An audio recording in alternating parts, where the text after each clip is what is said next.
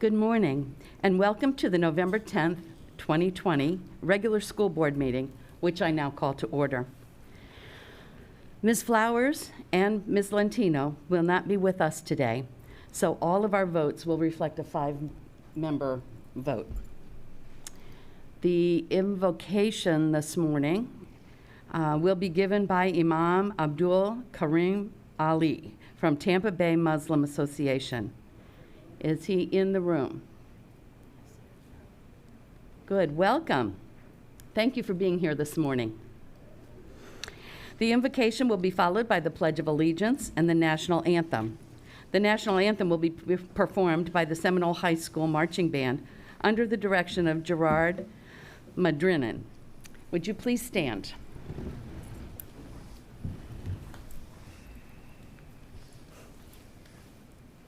Good morning. Morning.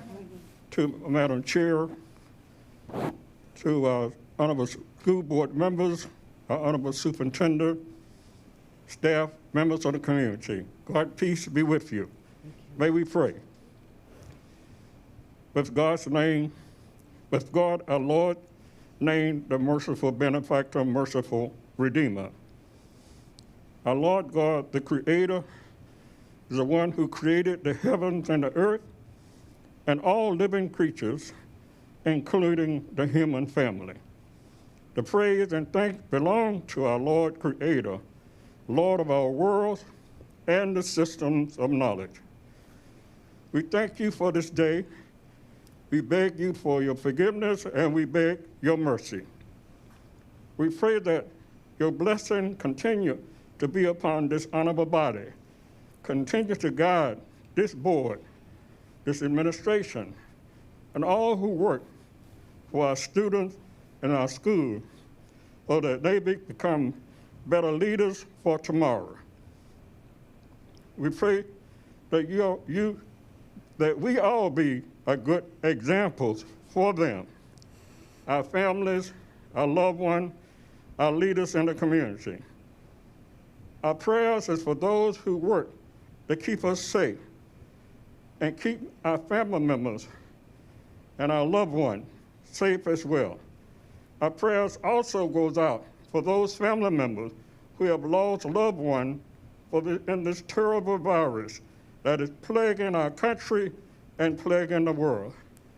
Help us, oh God, that we may come together as a people to get better acquainted, to know one another, not to despise and reject one another. Let us come together as a people to make our world better for all to live. These are our prayers. We pray in the one who's known by many names. In your holy name we pray. Amen. I pledge allegiance to the flag of the United States of America and to the republic for which it stands, one nation under God, indivisible, with liberty and justice for all.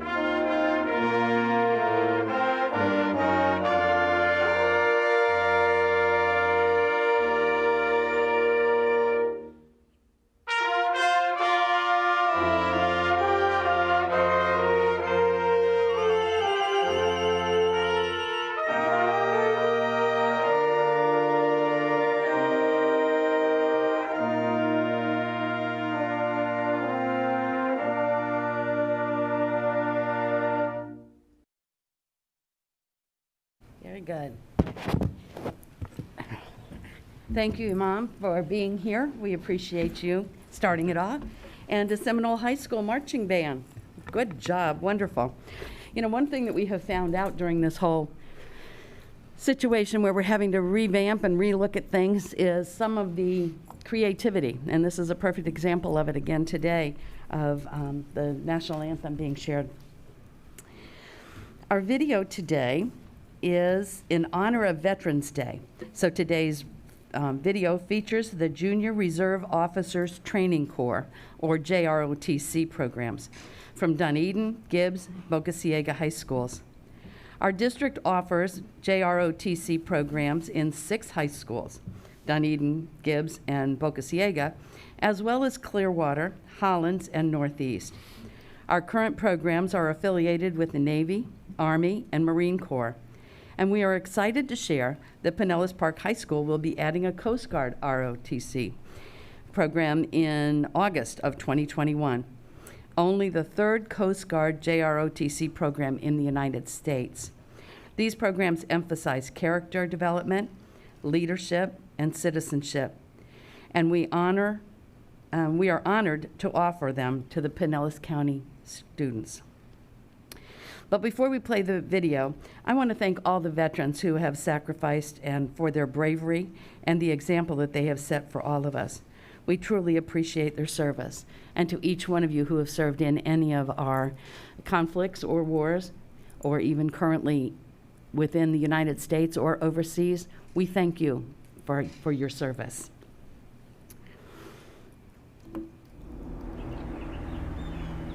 The main objective for the Navy Junior ROTC program is to promote community service, patriotism, and leadership in high school students. On a day-to-day basis, we teach normal academics, athletics, PT, physical education, and drill to our cadets.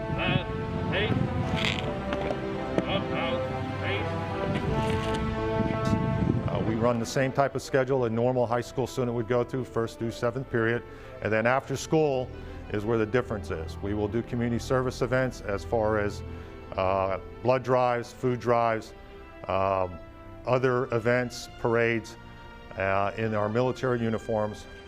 In this program, I learned a little bit more about American history and also about the Navy. Well, me personally, I love it because I want to join the Marine Corps once I graduate. So learning anything possible about drill, the uniform. Here at the NJROTC program, I really like that you get preparation for leadership skills. It can help build up your confidence and makes me a better person by making me more assertive of myself. It has made me really appreciate how much the citizens in the military have really gave up their lives to give us the freedom and privileges that us in the U.S. have compared to other countries. It makes me really appreciate all of what we have here. It's a great program where the kids learn Leadership 101. They get those enhanced drill skills, radar skills, team building, and together we make a great contribution to our community. We enjoy the military ball and field day, and of course, every color guard event at football games, at the military parades, and our kids really get to enjoy and be the first in service to the community in St. Petersburg. It's taught me a lot of dedication, just general determination, and they kind of put you out front to lead others, and that really helps. Well, you're like one cohesive unit, you know? You have a few people in charge.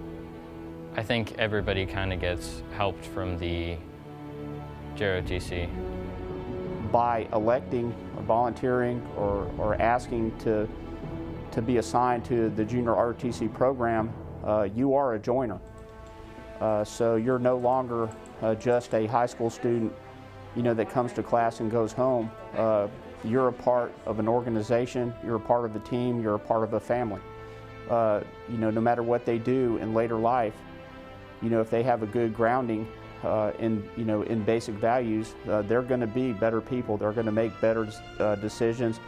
They're going to have respect for their fellow citizens. In the 3.5 years that I've been at Boca City High School, I've learned that I need to speak up for myself in grades, in academics, and also out of school in different activities that I do. I like marksmanship because it teaches me how to calm myself and be patient.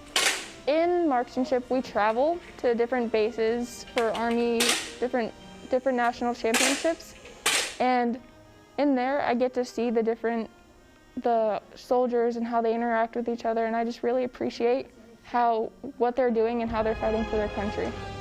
The white, hope, purity, and innocence.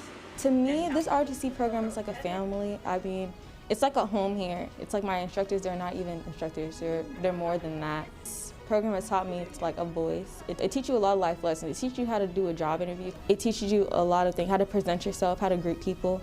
So it just structured me and it put me at a better place in my life.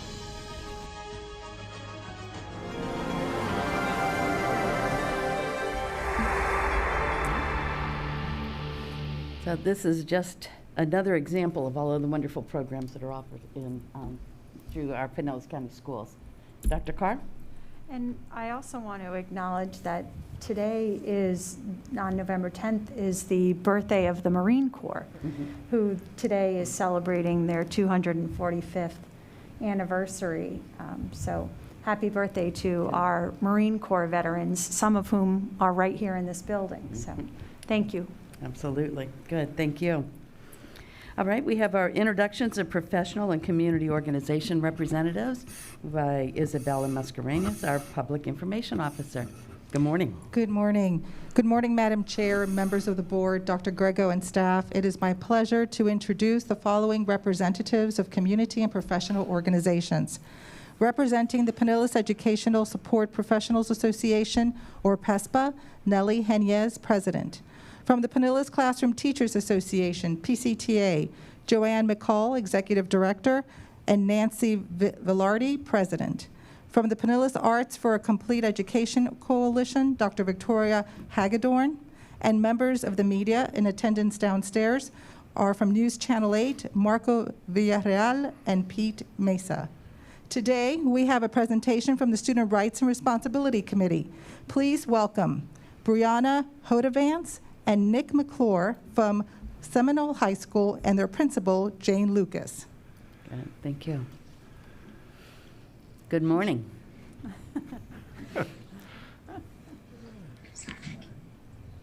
Good morning. I'm Nick McClure, and I'm the senior class president at Seminole High School.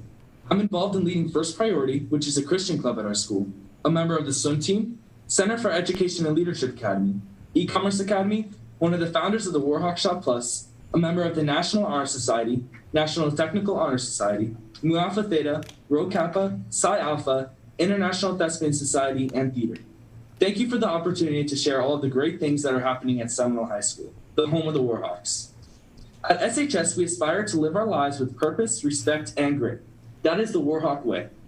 Each student at SHS has a purpose for learning, exhibits respect for self and others, while developing grit to persevere towards success in college, career, and life. Our faculty, staff, and student leaders pursue this mission together in a relentless manner each day. Our senior class, student government, athletic, and arts student leaders continue to create a culture of positive vibes and school-wide team spirit that is second to none. The Warhawk Nation has hosted, as well as sponsored sold-out athletic, arts, and community-wide events, all while maintaining safe social distancing protocols.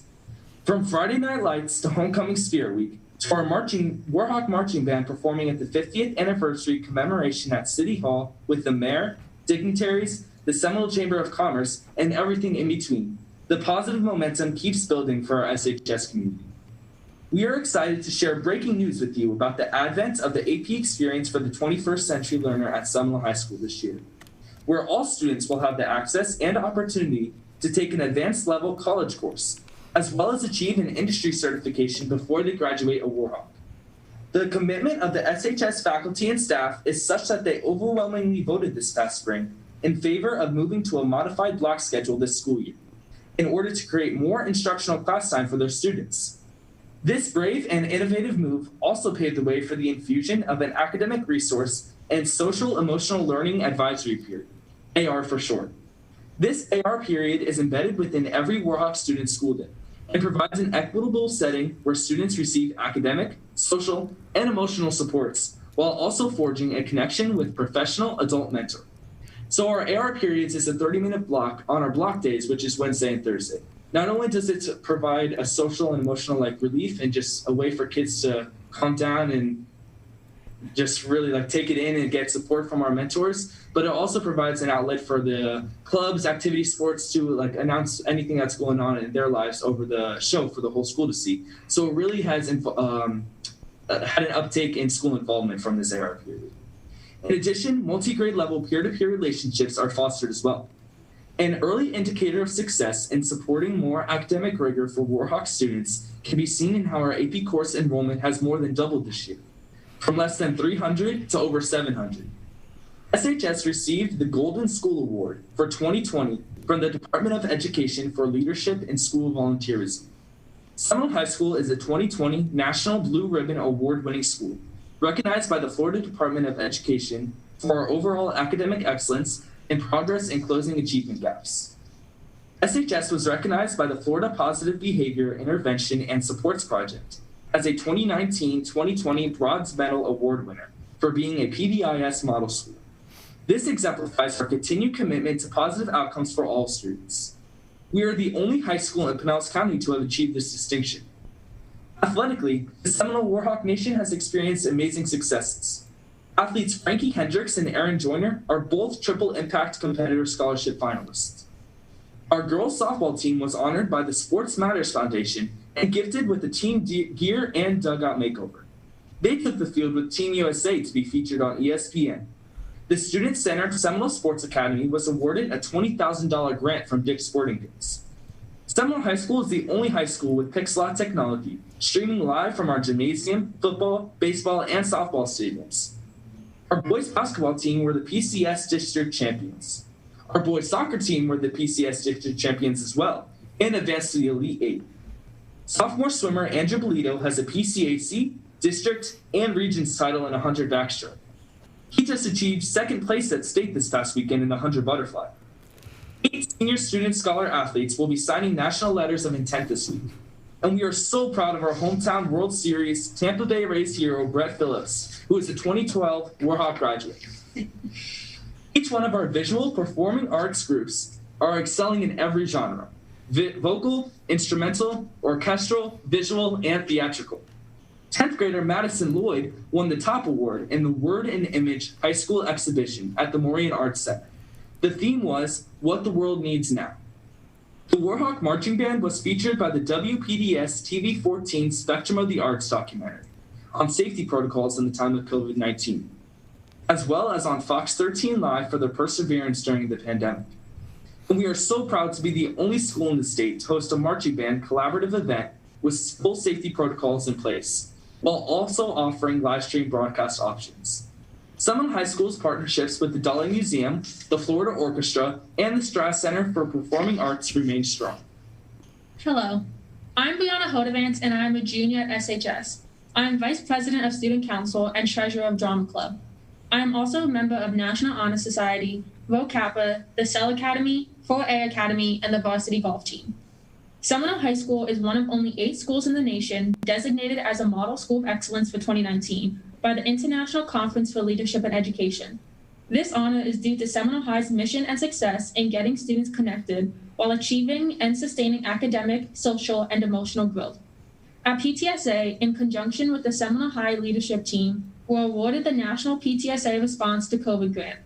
This grant supports student health and wellness through the technology platform Inner Explorer for Mindfulness, as well as the creation of mental health care kits for high-needs students. Our 7 academies, along with the Vibrant Avid program and the 50-plus clubs on campus, provide students with a community of care and place to belong. Highlights of these programs that range from media technology to engineering and beyond include the IHOP Academy for Personalized and Project-Based Learning, celebrating its 2nd graduating class, and they continue to expand their innovative internship and externship programs to solve global issues. The Seminole Sports Career Institute Academy is aligned with a Pixelart technology partnership that makes us the only Pinellas County school to broadcast live all stadium and gymnasium athletic events. This broadcast and print journalism coverage and commentary is presented by students in tandem with professional mentors. The E-Commerce Academy has been named an Academy of Distinction. The creation of and innovative implementation of our online school store, the Warhawk Shop, was a student-driven effort. This innovation has streamlined virtually all financial services at our school. To date, the Warhawk Shop has sold over $450,000 in products, Warhawk gear, tickets to school events, and other necessary educational items. The Warhawk Shop Plus was born out of a need for our community to have access to the Warhawk Shop in a brick-and-mortar format. And from that iteration came the Warhawk Pop-Up Shop. Because of the students' and teachers' amazing vision and success, the E-Commerce Academy at Seminole High School received the Florida Association for Career and Technical Education's Innovation Award. And this academy was asked to present to the Florida School Boards Association last December. It's no surprise that our amazing Mr. Scales, the Academy Director, is SHS's Teacher of the Year. Our Water Resource Sustainability Program has been featured on local and national news outlets, took second place in the Region for Water Tower competition, and SHS will host the next in-person event in 2021. This past summer, 6 students received full paid internships at the South Cross Bayou Advanced Water Reclamation Facility. The Center for Educational Leadership, known as our Cell Academy, will continue to lunch bunch with Bowder Elementary students in their literacy circles to infuse the love and importance of reading in the spring.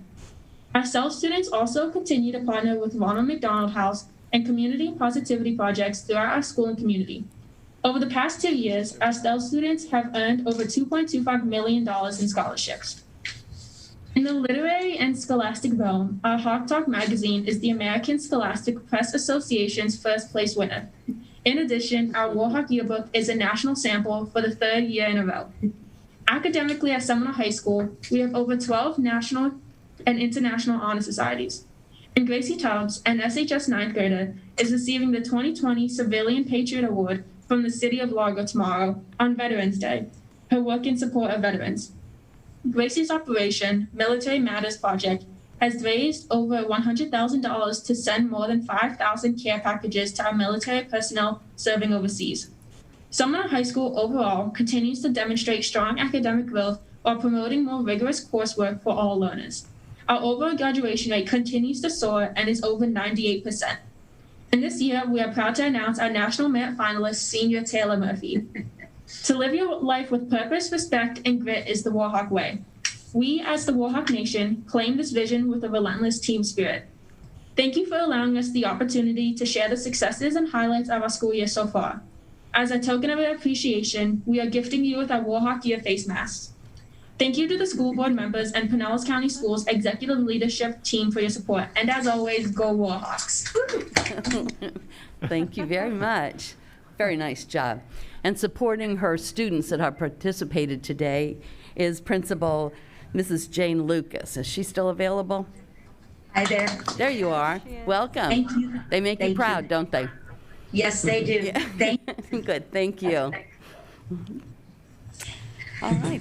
The next thing on the agenda is to ask if there are any amendments. Dr. Grego?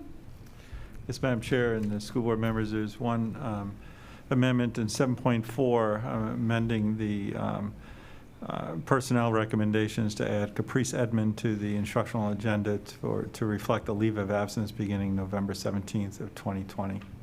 That's all. All right, and I find good cause to add that to the amendment, seeing as she'll be a board member next week. So, all righty. Board members, are there any items to be pulled from the consent agenda? All right, seeing none, do we have a motion and a second to adopt the agenda as amended? I motion. Okay. Second. Okay, we have a motion by Eileen Long, and we have a second by Lisa Kane to adopt the agenda as amended. All in favor say aye. Aye. Opposed say no. And it passes 5-0. And you're going to have to remind me if I get caught on that one. All righty. So let's move to the special order agenda. The first is the presentation of the proclamation observing National Education Support Professionals Day of November 18th, 2020. Do we have a motion to adopt the proclamation? I motion. Okay, Ms. Long Second. and Ms. Kane made a second. Dr. Grego? Yes, Madam Chair and school board members, no one in our entire educational community would ever say that we could do what we do without our support personnel. I mean, they're such an integral part of our school district, and so it gives me great pleasure to introduce Ms. Paula Texel that will bring the proclamation for this board. Good morning. Good morning, Madam Chair, school board members, Dr. Grego, and staff. I am truly honored to be here this morning to acknowledge the wonderful support employees that we have in Pinellas County Schools. November 18th, 2020 is designated as National Education Support Professionals Day. Our support professionals provide extraordinary service to our students, to our teachers, and to our community each and every day. With us this morning is Nellie Henyas, President of PESPA, as well as Joanne McCall, Executive Director, PCTA PESPA. And I just wanted to thank them. We truly appreciate our partnership with PESPA as we work together to support these employees. So we are proud to present this proclamation this morning, honoring our support professionals in our school system. Good, thank you. And Ms. Long, would you please read the proclamation? The National Education Support Professionals Day. Whereas public schools are the backbone of our democracy, providing young people with the tools they need to maintain our nation's precious values of freedom, civility, and equality. And whereas education support professionals are an integral part of the education process, and whereas education support professionals provide a safe and healthy learning environment for students. And whereas educational professionals work tirelessly to serve our children and communities with care and professionalism. Now therefore, we, the school board and superintendent of the Pinellas County Schools, do hereby proclaim Wednesday, November 18th, 2020, as National Education Support Professionals Day. Very good, thank you. Ms. Cook, can I make something? Absolutely. The school system could not run without the assistance. I know in exceptional ed, we have smaller class sizes, but I could not have done it without the wonderful support staff that stood by my side and helped me. When we had a case where I had to jump in with one student, I knew, well, particularly one of my assistants, Emma, we were together for 12 years. She knew exactly what to do, and she'd take over, and the class never had a moment stop. That says a lot about the dedication of our support staff and our cafeteria workers. I mean, it takes everybody, and we've got the best, so thank you. Absolutely, and I think you speak for all of us when you say that. Yes. Any other comments? All right, so we do have a motion and a second to adopt the proclamation observing National Education Support Professional Day of November 18th, 2020. All in favor say aye. Aye. Aye. And those opposed say no. And it passes 5-0 as well. The next, thank you very much. The next is a presentation of a proclamation designating November 2020 as Family Engagement in Education Month. Do we have a motion to adopt the proclamation? So moved. Okay, Ms. Kane made the motion. Mr. Dudley, did you second? Mr. Dudley seconded it. All right. Dr. Grego. Yes, Madam Chair and school board members and to the general public, family involvement is critical all the time, but over the last 7 or 8 months, it's been especially important to this community and to us as a school district. Someone asked me the other day what that silver lining of this pandemic would be. In other words, what did we improve upon, or how did we use the term pivot to actually enhance a certain area of our school district. And my response was our involvement in our communication and our embracing of our families and how we reached out to them. And we're reaching people remotely through social media, through Zoom, through Microsoft Teams that perhaps we've never reached before. So it has really taught us ways that I believe we're going to continue to move onward with that. So it is all about family engagement, as I've expressed to you in the past, about college virtual and school visits virtually and many others. And we're reaching parents that in the past perhaps have not maybe come to our school, but we're reaching them in different ways. And to do and talk about this, really, Dr. Brim has been at the center of this reach out. She hasn't paused one bit since last March, and in fact, what I would consider is actually raise the efforts to communicate and to really connect with our families. So this is very appropriate that we're celebrating this in November. Dr. Brim, thank you. Thank you. Madam Chair, board members, Dr. Greco, staff, November is designated as Family Engagement and Education Month, a time to celebrate the vital roles of families, parents play in their child's or children's education. When schools and families work together to support learning, students are more motivated, not just in school, but throughout life. To optimize the engagement experiences during the pandemic, the Office of Strategic Partnerships has developed many opportunities for parents to be engaged virtually. The district has provided every school a Zoom account to connect with their students, parents, and families, community members for SAC and PTA meetings, teacher conferences, mentoring, engagement events that are linked to learning. Since March 2020, we have facilitated over 25 virtual webinars on various topics, and the recordings have been shared with over 2,000 parents and families who either registered or attended the webinars live.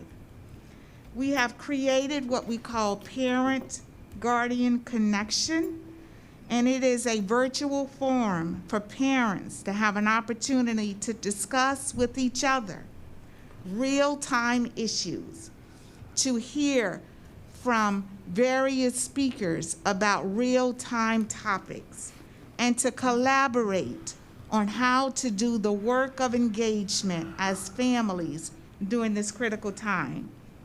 We are also working hard to implement what we call a parent buddy system to provide families an opportunity to have a support infrastructure with a volunteer to encourage the learning at their home, to connect to their child's teacher, and to provide ongoing information that can support that learning infrastructure.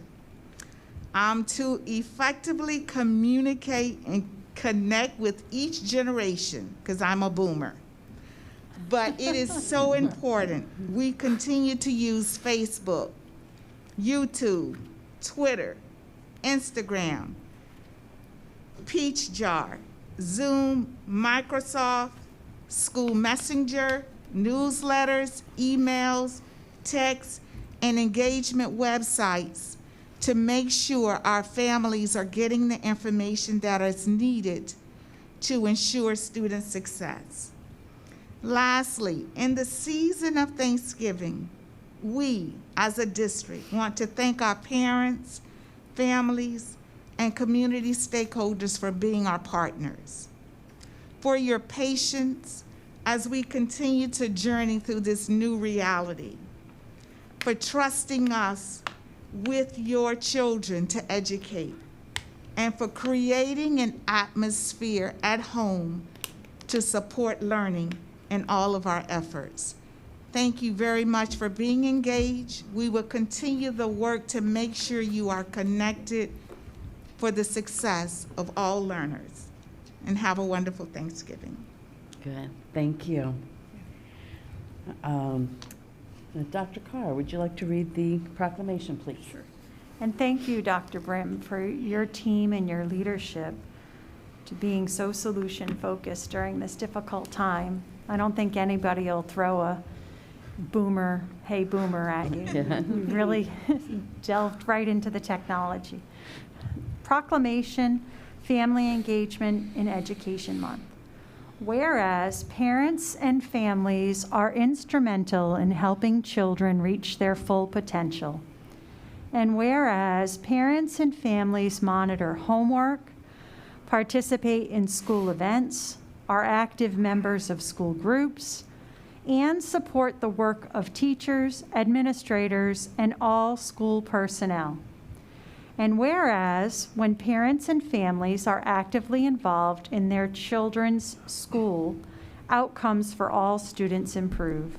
And whereas parent and family involvement must be recognized as critical components of education. And whereas a strong partnership between educators and families is necessary for our children to achieve success in school, become productive citizens, and contribute to our communities and societies. And whereas district staff are available to provide information, resources, and training to support families and educators in making informed school choice decisions, so families can be actively involved in the academic achievement and development of students. And whereas Family Engagement in Education Month is an opportunity to recognize the important relationship between families and schools and the work being done through the district to ensure we work together to build better futures for all children. Now, therefore, the School Board of Pinellas County does hereby recognize November 2020 as Family Engagement in Education Month and encourage families and schools to create strong partnerships on behalf of our children. Signed this 10th day of November 2020. Very good, thank you. Any discussion? All right, we have a motion by Ms. Kane and a second by Mr. Dudley to adopt the proclamation designating November 2020 as Family Engagement in Education Month. All in favor say aye. Aye. Aye. Opposed say no. And it also passes 5-0. Thank you very much. Thank you, Dr. Brown. All right, our next item is a recognition of Jean Reynolds, our K-12 Performing Arts Specialist, as a recipient of the Mary Palmer Legacy Trailblazer Award. And we don't need a motion, this is just a presentation, so. Yes, Madam Chair, I'd like to probably steal some of Kevin's words, as he always accuses me of doing, so I don't want to let him down. This is, Jean is here, and it's always, as you know, board members, Jean will be retiring December 18th, right before the winter break, so happy for her, but also we need to, in the spirit of Thanksgiving, be extremely thankful for the experience that we've had in working with her over the years. Jean took over the specialist supervisor's position in 1997. That's 23 years in a position that I can say to you as superintendent, she has never grown stale. As of recently, even the last few years, seeking major grants and working with the Kennedy Center partnership and working with trying to bring musical programs in some of the highest poverty schools that we have, and because she believes wholeheartedly that music is the key to student success and academic achievement. And as she and I joke over the years about increasing the strings program in our elementary with violins and others, she has grown the strings program in our district over 33 additional programs in just a short period of time. But I can say to you that not only has she spent 23 years in her position, but she's grown this district. She's evolved with this district, and one of the things I always say to her is I've never met a person who understands the lay of the land and understanding how she needs to grow the musical program in our district around the changes of our community, our society, our educational system, and she does it so well. As you know, she also commands a wonderful respect from from her colleagues, from all of the instructors that we have here. She's been named the Music Educator of the Year, and many awards that I'm sure Kevin will proclaim. But this award with Mary Palmer, I know Mary Palmer, and I know what an honor it is. Mary Palmer used to be a professor at University of Central Florida and also a dean of the College of Education. They have a very vibrant College of Education there, and Mary Palmer was dean, and it's something to get an award about Mary Palmer because she is a trailblazer. So the award is very adequately named for her.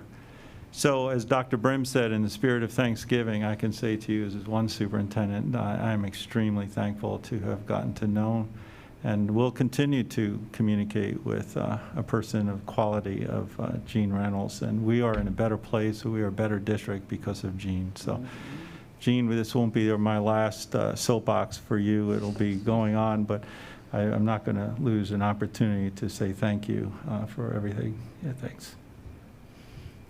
Thank you, Dr. Grego. Kevin Hendrick, Associate Superintendent for Teaching and Learning, and it is my pleasure, Madam Chair, board members, Dr. Grego, staff, and the community, to present to you an outstanding employee, educator, and leader who was recently awarded with a statewide honor, bringing not only well-deserved recognition and honor to herself, but also Pinellas County Schools and the arts community. At a virtual ceremony held on October 21st, 2020, the Florida Alliance for Arts Education awarded the Dr. Mary Palmer Legacy Trailblazer Award to our own Jean Reynolds, Pinellas County Schools K-12 Performing Arts Specialist for over 20 years and educator in Pinellas County Schools for over 35 years. This award is not an annual award, but is awarded only when an individual has elevated arts education across the state to such a degree in their career that they are recognized for their enormous contributions as a model for others in the state to follow. This is our Jean Reynolds. From growing participation in performing arts to galvanizing community support for the arts and the referendum, from leading and organizing student performances that others from around the state come to watch and see how she puts them on, to building the knowledge and expertise of teacher leaders in the arts. From engaging with universities to recruit the best teachers to Pinellas County Schools, to forging partnerships and garnering recognition from the Kennedy Center for the Arts in Washington, D.C., Mrs. Reynolds has truly been a trailblazer in Pinellas County, the state, and the nation.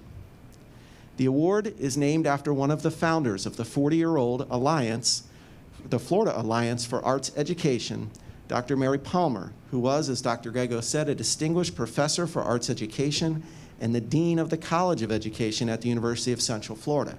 And in fact, it was Dr. Palmer herself who nominated Mrs. Reynolds for this award. Awesome.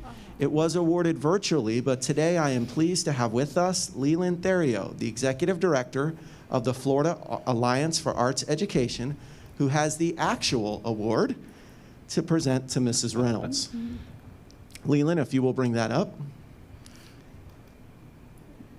And in true art spirit, they have cool awards. Yes. These are individually made for the recipients of the Trailblazer Award. Wow. And go to the next trophy that has your friend's name on it. Also, I was so happy to be with you. I'm so honored to be one of the independents to you. Thank you. So board members, I want to thank you for recognizing Jean Reynolds for receiving this award, her long dedication to our schools and the community, and the standard of excellence that she has maintained for others in this district, the state, and the nation to emulate. Congratulations, Jean.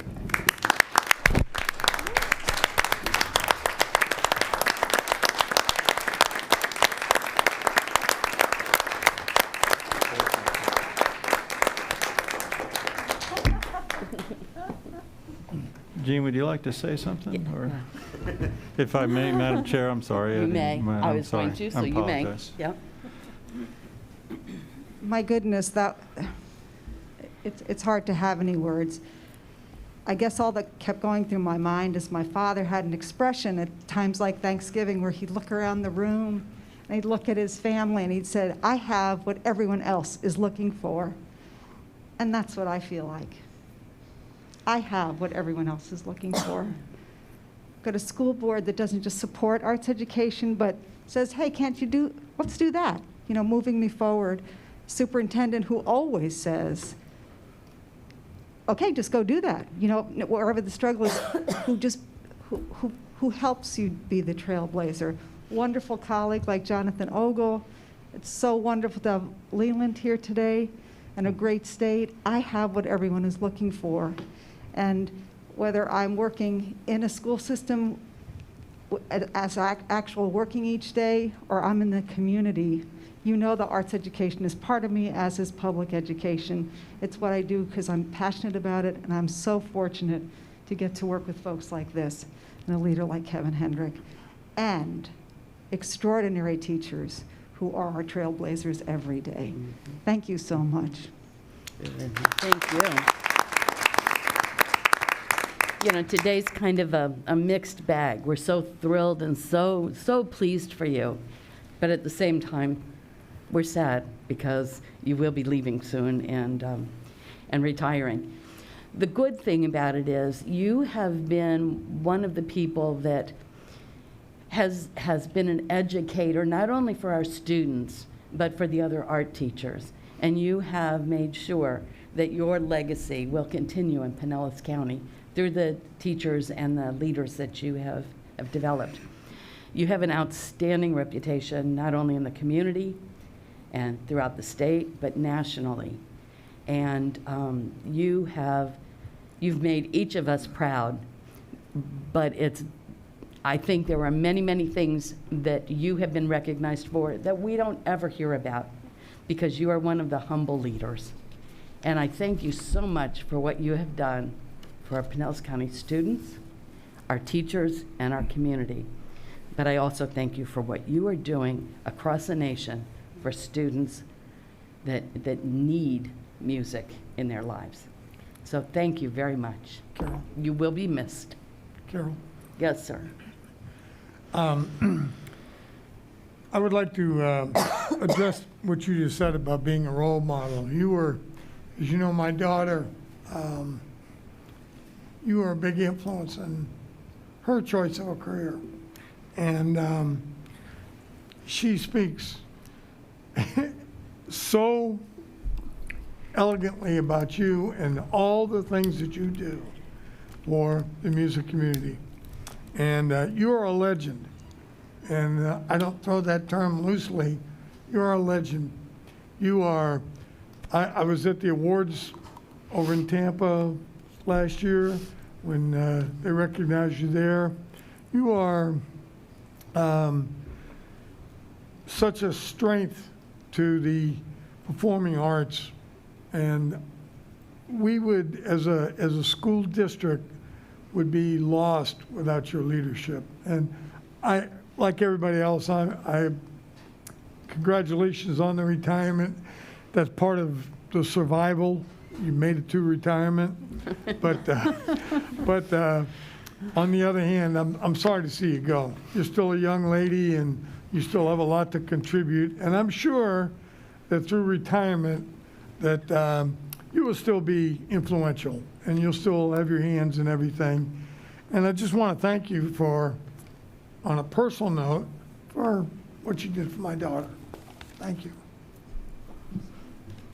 All righty. Thank you very much, and congratulations again. And thank you for joining us to present the very, very wonderful thing. Thank you. All right. It is now time for public comment. But before we do that, I want to explain that today's meeting, we have 3 opportunities for the public to address the board. The first one will be what we're getting ready to do is for for the public to be able to address items that are on the agenda. The only exception to that is when we have a separate item that is a policy coming forward for a second reading, we have a special time to address that item all by itself. So the public speakers that we have right now will be addressing all but our unfinished business item. Then we will go to our unfinished business meeting, and because item, and because it is a second reading, we will have speakers that will be able to speak then. And then after we adjourn our meeting, we will have the opportunity for speakers to come and address the board on items pertaining to the district that are not on the agenda. So hopefully that's clarified it a little bit. And Ms. Simonetti, if you would introduce the speakers, please. Board members and Dr. Grego, we have no speakers for public comments for specific agenda items. We do have speakers for the public hearing on policy. Okay, so all of that was for nothing. Anyway, it was worth a try. All right, so we will now move on to unfinished business since we have no other public speakers. This is a public hearing to consider the creation of board rule regarding face coverings. This is the second reading. There have been no changes since the first. And so if we have a motion. I motion. Okay, Ms. Long, we have a motion to adopt. Second. Okay, and Dr. Carr, we have a second. Dr. Grego, would you like to address this, or should we have Mr. Kapersky? Mr. Kapersky. Madam Chair, thank you for giving him the option. You're very welcome. No, and he should be thanking me. Yes, no, Madam Chair and board members, Dr. Grego, this is the second reading. There is one small change since the first reading, and I'll review that with you and the public. But recall this came to the board for first reading on October 13th. You heard from many members of the public at that time. You took some of those comments into consideration. You workshopped the policy at the October 20th workshop. And at that time, there was a discussion of a change, and that change related to how often the board should work into the role of reviewing the policy. And so at that time, a change was made, and you will see in Section 5, from the first reading until now, the only change is a statement that the board shall review the board rule every 3 calendar months or as needed. And so there was a lot of comment regarding this being an indefinite policy. And so at this point, the board, even though it was not necessarily an indefinite policy, it would have been reviewed as needed.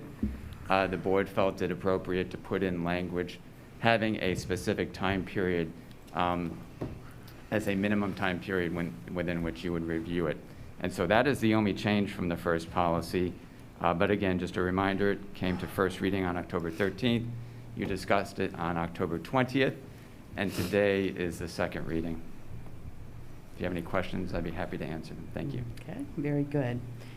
All right, we will move to the speakers, and then the board will have an opportunity for discussion and to get our questions clarified at that point. All right. Board members and Dr. Grego, we have 25 speakers for the public hearing. Our first is Shauna Nelson. Good morning. Good morning. I'm a little short. Can you hear me okay? Yep. Yes. Okay, great. I'd like to begin today with a short prayer. I'd just like to say that may God's words come through my mouth, and may your ears hear the truth from me and from all of the representatives that you will hear from today. I look forward to someday seeing you all again under different circumstances. I will say, there's so many things that this time has taught me that I'm so grateful for. One of them is I need to be actively involved in the school board, actively involved with Pinellas County Commissioners. And I make that promise to myself, and I make that promise to all of you that moving forward, I'll still continue to represent, us parents, our children, and I do hope and I pray to partner with you all to really make a difference. If you don't remember me, my child's no longer in public school. I did pull her. She's doing very well, and I'm very grateful for that, but I'm still here. Someday I would like my child to have the choice of where she goes. If she wants to return to a middle school or a high school of her choice, I want her to have that choice at that time, because I'm all about choices, right? As parents, as grandparents, We all have choices that should be ours to make and not yours to make. So I hope you hear my voice today and my truth, that I am here as a representative to say, please choose choice. When I was here 2 weeks ago, I actually ran out of time. I had just gotten to the point where I had mentioned that DeSantis had a roundtable of 3 medical experts from very well-known universities, where that actually put us into phase 3. And so initially I was going to come here today and give you all of that information and give you those direct quotes. But I realized that although I know you're all sitting in this room listening to us, I don't think you're really hearing us. And sadly, I think your minds are already made up. You know, I started out my last speech to you 2 weeks ago and said, if you need my sources, I am more than happy to provide them to you. And nobody reached out for those sources, which really, again, makes me feel like you're not really hearing us. And I know it's not all of you. I know there are a couple in this room who do understand what we're saying, who are trying to advocate both sides. I really, really pray that we get to a point where we are united. This country is so divided, and our children are paying for it in the worst way. So I will really leave you with this. I'm going to keep it short and simple today. And I'm going to say that, again, I'm not going anywhere. So although I didn't, thank you so much. Good. I look forward to seeing you again in a couple weeks. Good. Thank you. Take care. Please remove the mask. Our next speaker is Tracy Kepler.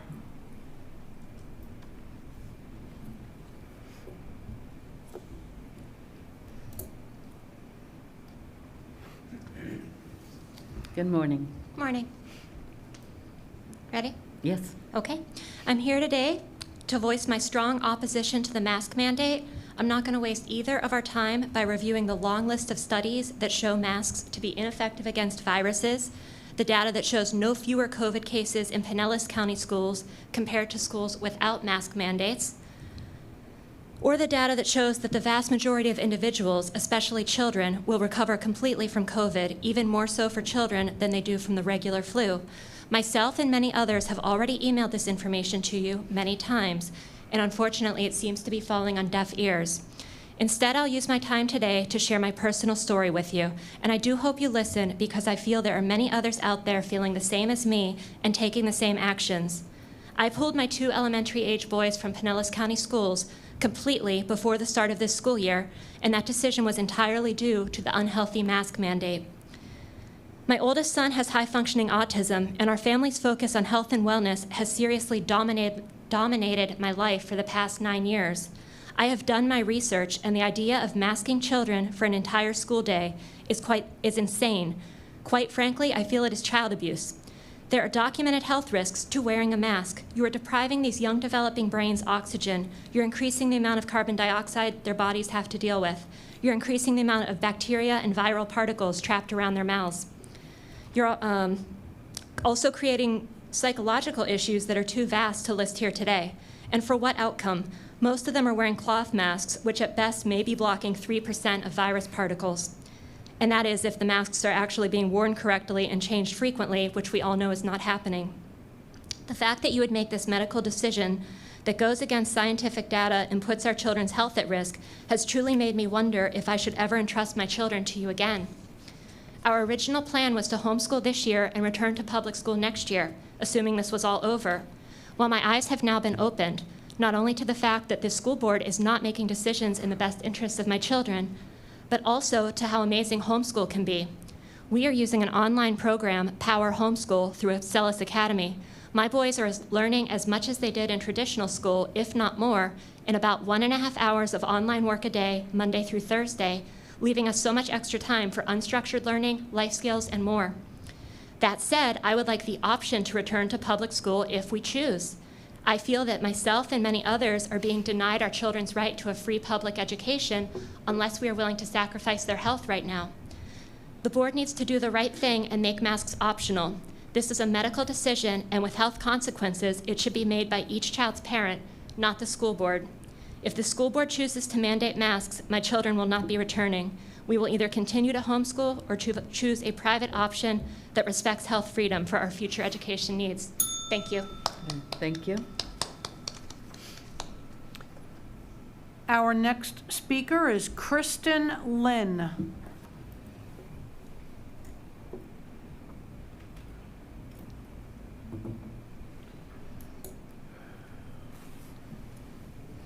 Welcome.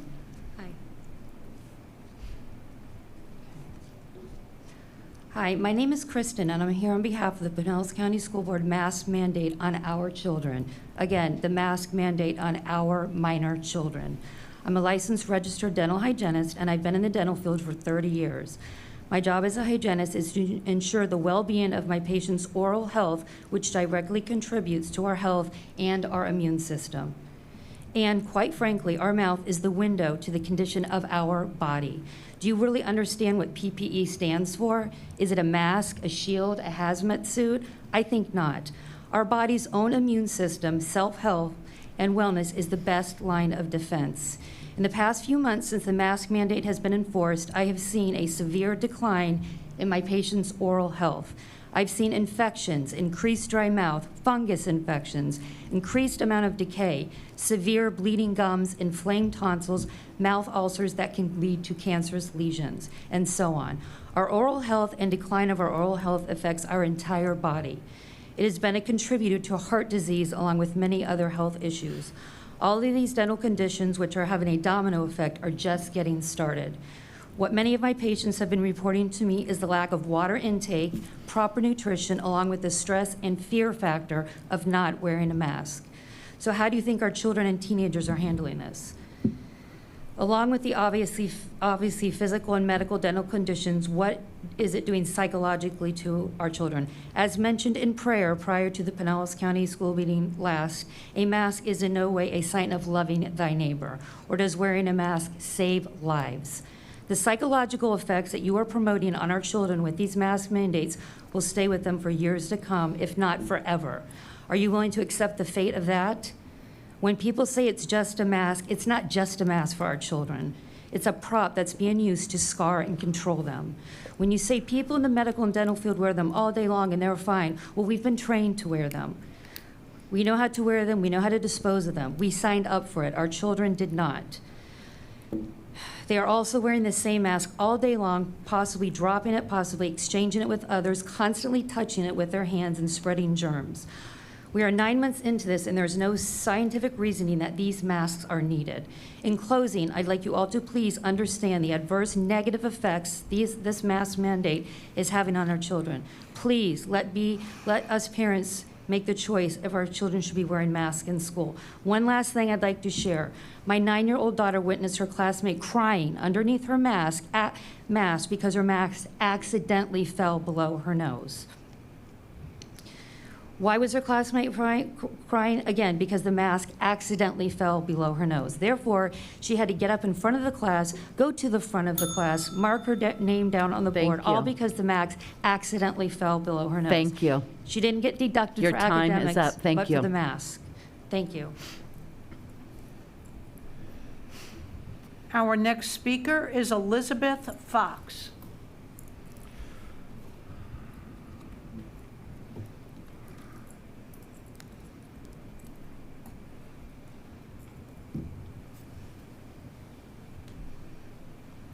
Good morning. Good morning. My name is Elizabeth Fox. And I'd like to ask you all some questions on the board here. How many of you have actually looked at the information that's been sent to you by many of these parents? Can I see a show of hands? I see one. Well, this is not a time for us to interact. This is a time for us to listen. So when do we get a chance to interact? When you talk to us privately or whatever, but right now it is I for you think to that address the board, not for us to have a right to know argue. whether or not you've read the information that's been sent. And I think it's evident that you aren't.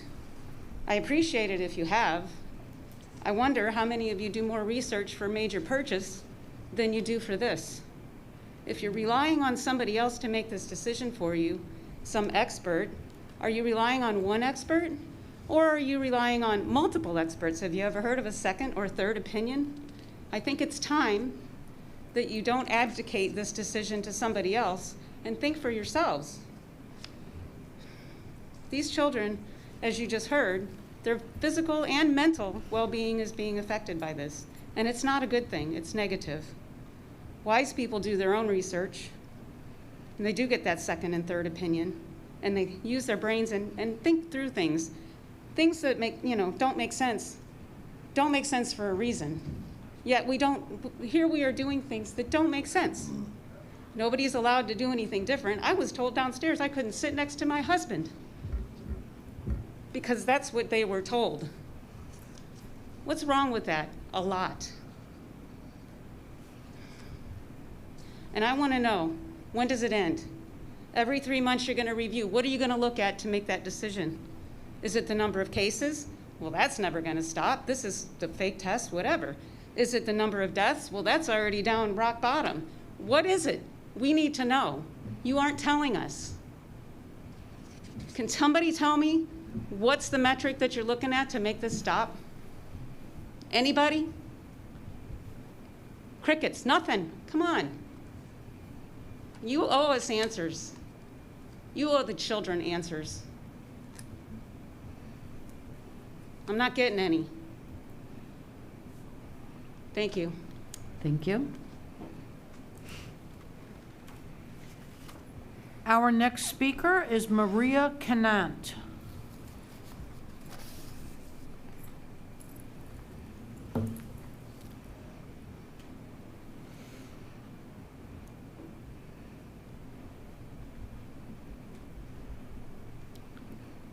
Hello, everyone. My name is Maria Canat. I want to put aside data, evidence, or lack thereof, since clearly it's not of importance to this board in this stage. You have made that very clear. So let's shift to some fiscal realizations here. Dollars lost from unenrollment. No one wants to talk about that, right? I see the looks. It's an uncomfortable topic to acknowledge, especially since you have the union reps here making sure you're paying staff that's no longer needed. You all know that you're one half calendar away from facing this. Parents are done fighting and opting in to your, what you call new reality or lack of choice.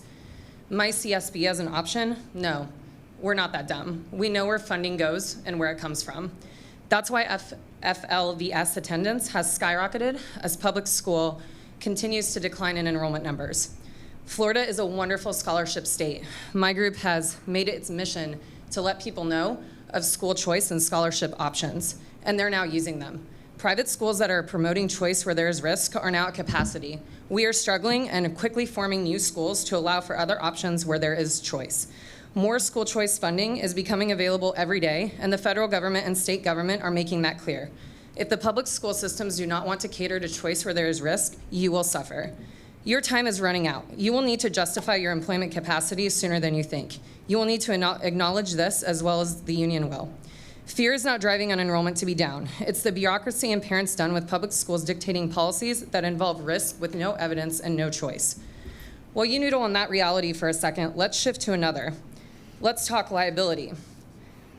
We haven't done this and we haven't brought it forward, but we have now gathered over 24 videos of things like teachers telling students that they are killing other kids and their parents by not wearing their masks in classes. We have videos of recess and sports where teachers are mandating that students who can't breathe and will not offer them options to take their breaks. We have teachers and principals who are telling parents that they feel like their students will be anti-mask without any evidence and they don't feel like allowing them to be back in person.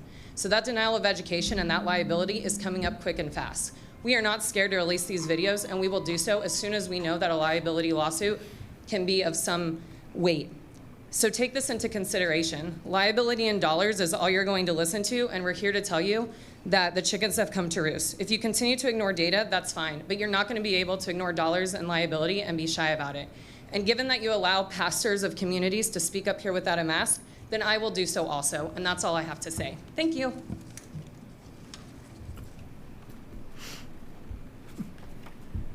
Our next speaker is Yvette Go.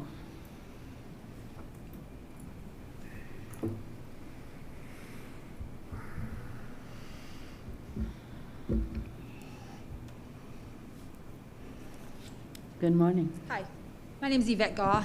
Can y'all hear me? Yes. Everybody can hear me? Okay. I can't breathe with this. So I'm a Christian first, okay? I'm a mom, and I have 2 boys They graduated from Osceola High School. And if they would have been going to school right now, I would have taken them out ASAP. I am so disturbed by running into mothers in stores having their children wear masks, and I talk to them and they say, oh, don't worry, they're used to it. That's called social conditioning and mind control. I'm gonna read you some stats.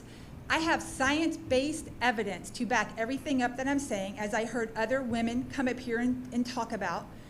Right now, 79% of the deaths in the country are over the age of 65, and they have an average of 2.5 comorbidities. I want to implore each and every one of you to turn your TV off and stop allowing the media to fearmonger you, to child abuse with these children. Right now, there's 2.4 million people have died in our country, but all everyone can focus on are cases now because the deaths are so low.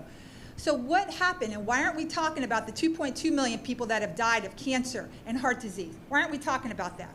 All we're talking about is cases, and 85% of the cases are false positive. If you've had the flu, if you've had a cold in the past, it's false positive. They're having to amplify the virus 30 to 50 times to even find the DNA that looks like a SARS-CoV.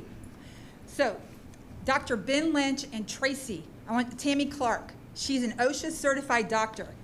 Young children are guinea pigs. They lose the ability to create those neurological connections. They will miss out on social emotion intelligence development, social questioning, reading emotional language, developing a cold generation, and we're creating a loss of empathy.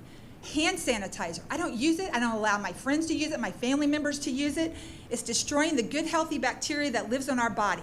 Spraying classrooms down and these podiums down with chemicals. Think about it. I've been in the health business for 20 years. I take care of my immune system. Ms. Gall, you need to have your face and nose covered as you're speaking. It is covered, okay? I could see your mouth. Thank you.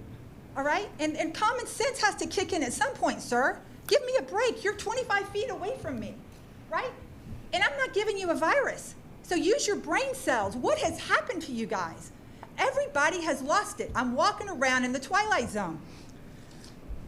Oxygen and lack thereof is needed for every cell in our body. If any of you are sitting around here with an autoimmune condition, cancer, heart disease, you are going to get sick by wearing these masks. And the same thing for our children. They're going to get sick. We're not doing this to be hateful. We're doing it because we care about our children and we care about you. My uncle's 75 years old. I won't let him wear a mask. There's no way. Thank you. You guys be blessed. And please think about what you're doing right now. Child abuse. Our next speaker is Douglas Fox.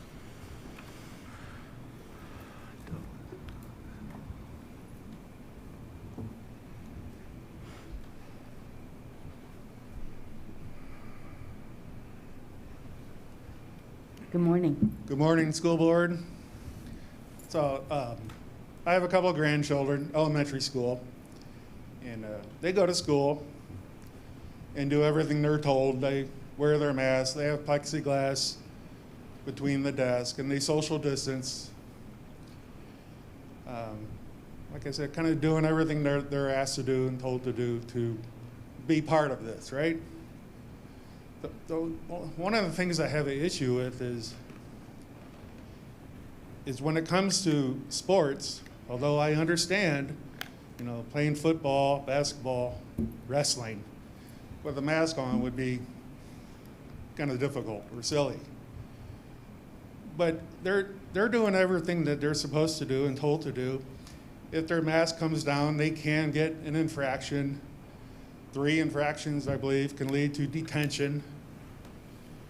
But when it comes to playing football, a couple of high school students can line up on a scrimmage line a couple of feet from each other, staring right at each other, breathing heavy from the last play.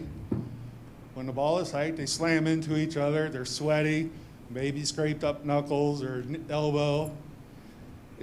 It doesn't make sense. I understand it makes sense not to wear a mask playing football, but it doesn't make sense that if COVID-19 is so dangerous and so easily transmitted, how do we do that? I don't know if anyone can explain that to me, but that's something that frustrates me. You know, you feel like you're doing what you're supposed to do, but then at a certain point, that's kind of out the window. I know football is basically over, if not over. Wrestling's coming up. That's kind of self-explanatory. But these are contact sports. I don't get it. Does anybody know how that works? Nobody? Are those decisions school board decisions? That these kids can do this without their mask on? If a couple 7-year-olds take off their mask, breathe heavy in each other's faces and give a hug, I don't know what, suspended, detention. So I don't know. That's just what frustrates me. And nothing. Oh, thank you. yeah. No, as I told an earlier speaker, this is our opportunity to listen, not to interact, and get into discussion during this time. So that's why you didn't receive any answers. There is a director of athletics that you can contact, and he will be able to explain the thinking and the logic behind it. Al Bennett, the director of I can our put Mr. athletic. Bennett in touch with you, Mr. Fox. Yes, he is. He's the director of athletics. Yeah. He's part of, I'll get yeah. him. Our next speaker is David Happy.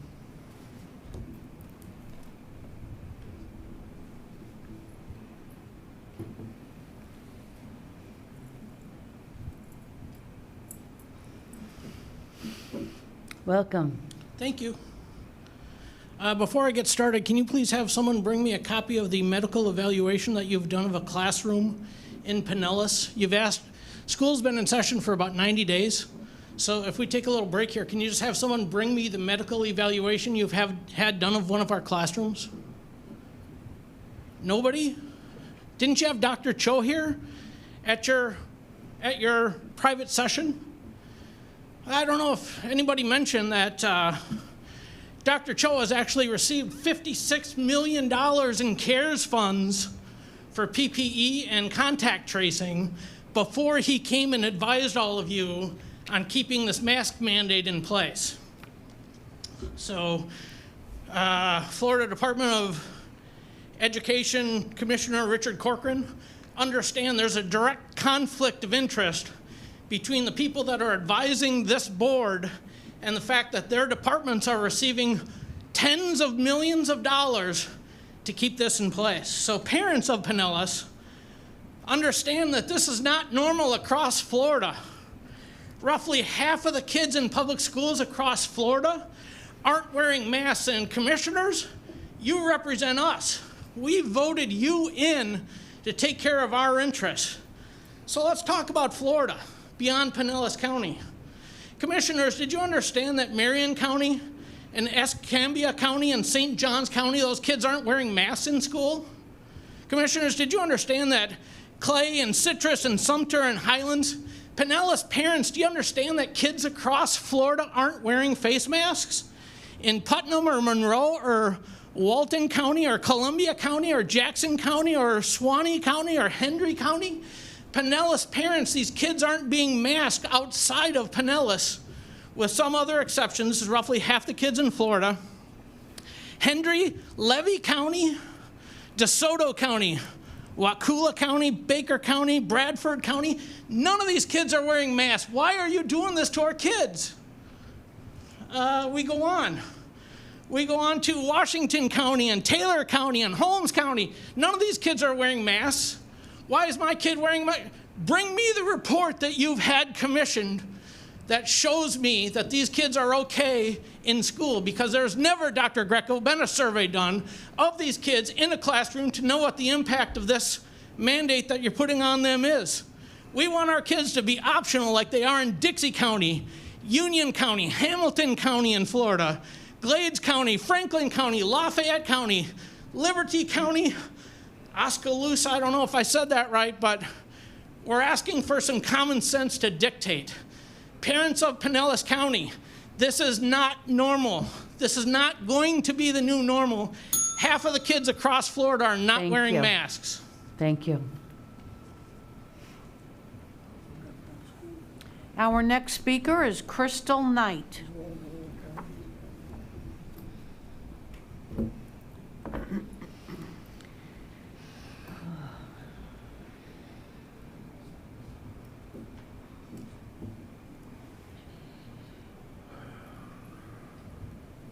Good morning. Hello. Do I start talking now? Yes, yes, All please. right. I come here because we should all have a choice.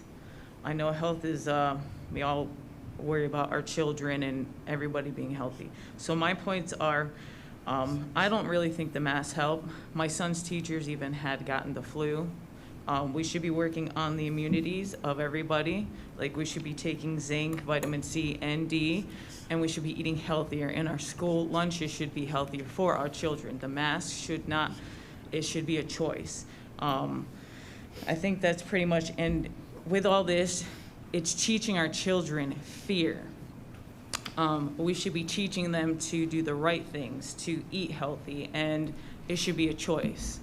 And if I can help out in any way, let me know, because I'm all about trying to learn different ways, holistic ways of my family. My son has autism and ADHD, so in his school they still have the mask, but I don't like it. But I give him things like vitamin Z, zinc, C, and D, and I provide that for the class if they want it, and the water. We should be working together. I understand you guys have a job, and that's pretty much all I have to say. And you'll be seeing me more, and I want to work together. We need to work together as a team, not divide, in our whole country together. So God bless you all, and I will see you guys later. Thank you. Our next speaker is Aaliyah Kench.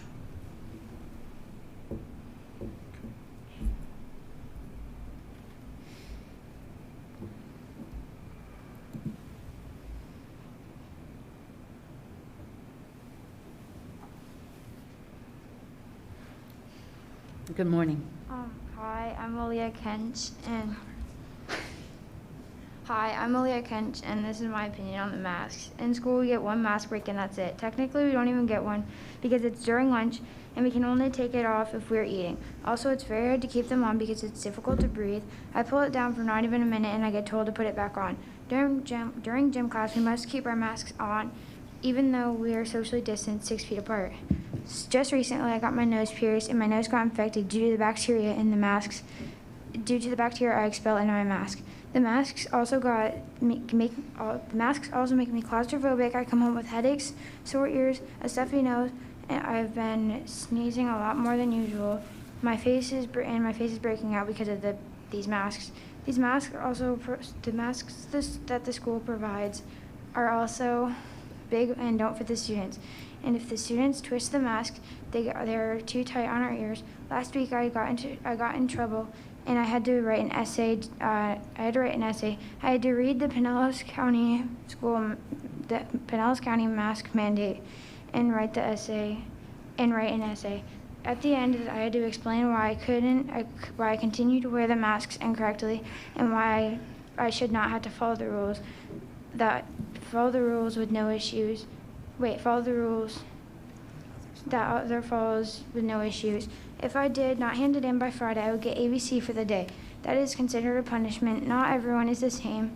Some people have no issues, while others have a variety of issues related to wearing masks. When I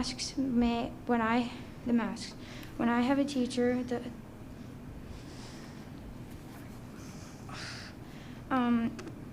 when I have a teacher that cuts holes in her mask so her glasses don't fog up, but I cannot take a mask break, that feels like punishment. Let's have a choice. Pinellas County mandate school Pinellas County mandate states that any individuals under the age of 18, it is up to the parents. While my parents say I don't have to wear it, you should honor that, and and let me have my choice.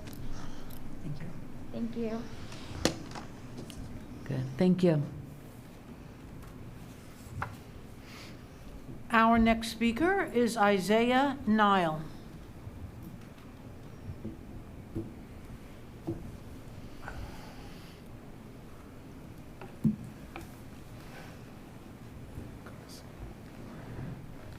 Welcome.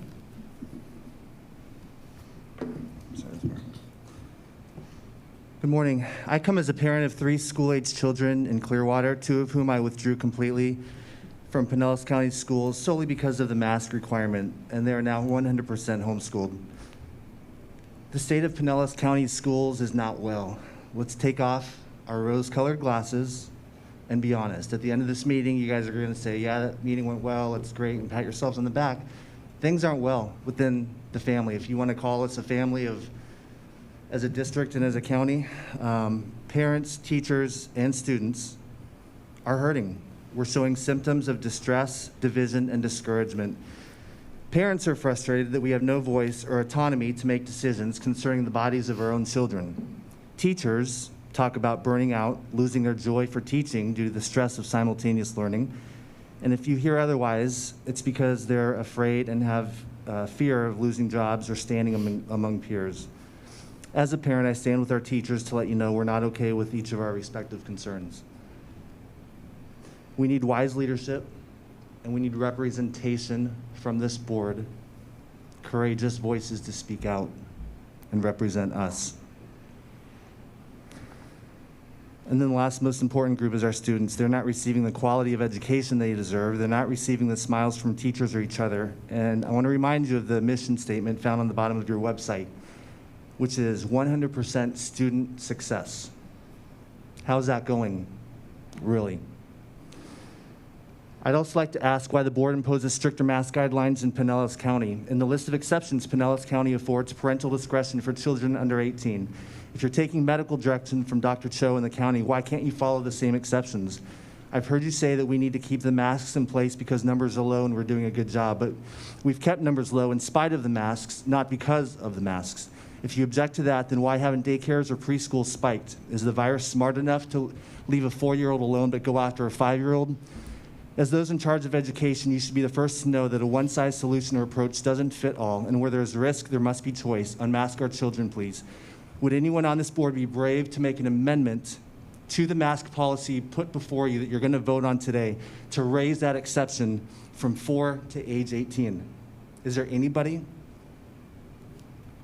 Why can't we have the same standards within Mr. our Nile, county? you need to put a face covering on your face according to the board rule. And if you do not, you're going to be forfeiting your opportunity to speak. Why wasn't Mr. Oliver last week when he prayed? Is it because I'm not praying? Mr. Nile, no, it is not because, and he was redirected. So I'm redirecting you right now. He was not redirected. There was no mention of him. He was not asked to put his I'm going to mask- give you one more warning. If you did not put your face covering on, we're going to cut the microphone, and then we'll move on to the next speaker. Because I don't. Okay, can you please cut the mic, Madam Chair? Yes, let's take a 5-minute recess, please. How do you stand here and let him speak to pray?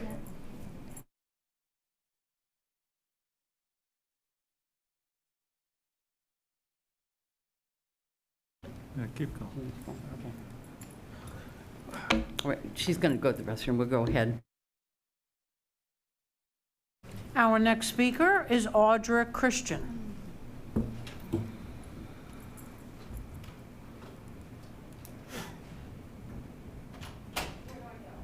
Right there. Mm-hmm.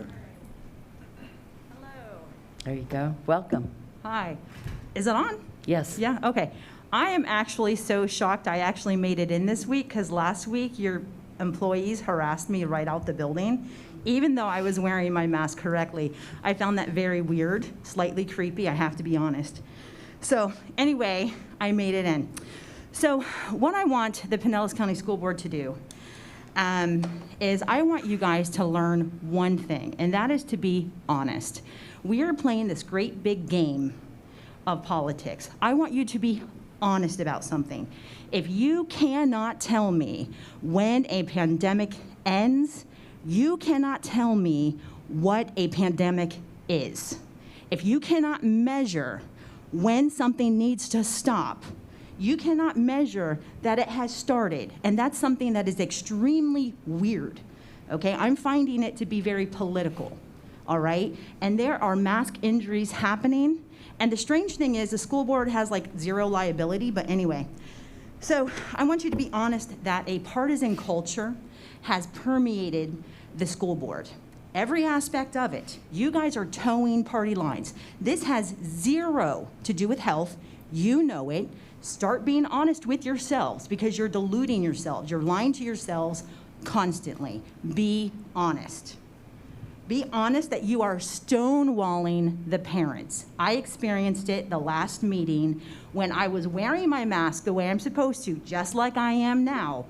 You had an employee harass me about the masks. Not okay, all right? You need to earn the seat you're sitting in. I've had it up to here with you guys. You need to be honest that the masks are physically and psychologically abusing children. You guys have gone into creepy mode. You are abusing children. When you look in the mirror, be honest with yourselves. That's exactly what you're doing. In order to toe party lines, you are psychologically abusing children, okay? And by the way, you're teachers. I'm not against teachers. I support teachers. Because when the teachers are abused, the children suffer, all right? It just rolls downhill. Y'all know that. I want you to be honest with yourself too, because y'all are politicians. You are permanently damaging your authority, permanently. This is not like we're gonna get mad and go away. You're literally permanently damaging your authority. Do you know the only person I've ever found on the school board who's willing to listen to anybody? Mr. Dudley, Eileen Long. No one else is open to conversation. I find that weird. Anyway, collective guilt, collective health is something that is used by communism. All right, you guys are educators. You should know history. Thank you. You love that bell, don't you, girl? Yes, your Be 3 minutes is up. honest. Thank you. I'm gonna get my own bell now.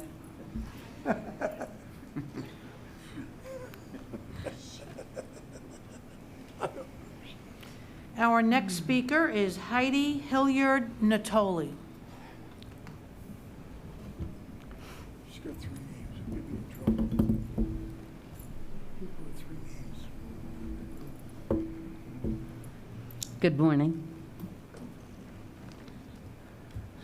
My name is Heidi Natoli. I'm here today to speak against mandating the masks any further. I have gotten permission from an anonymous current Pinellas County Schools employee to share the following statement regarding masks. It's supposed to be a choice, not mandatory. I have a lung problem and it's hard for me to breathe while wearing a mask. Now, the following is my own personal statement. I was a Pinellas County Schools employee and my daughter was a Pinellas County Schools student until the decision was made by the school board to make masks mandatory. After doing my own research, I came to the conclusion that masks do not protect us from viruses. I was also concerned about the negative effects on our physical and mental health from having to wear a mask for the majority of the day. One of the surprising things I found is that in operating rooms where masks are worn, extra oxygen is pumped into those rooms to make up for some of the decreased oxygen when wearing a mask. I'm pretty sure that no extra oxygen is being supplied in the schools. After speaking to my husband, we made the difficult decision that I would quit my job and homeschool my daughter so that we would not be a part of this science experiment. This was a difficult decision for me because I loved my job, loved working with the students and staff, but I had to make the decision based on what was best for myself and my daughter. I do not believe that masks should be mandatory. Even the experts cannot agree on masks, so this is why they should be optional.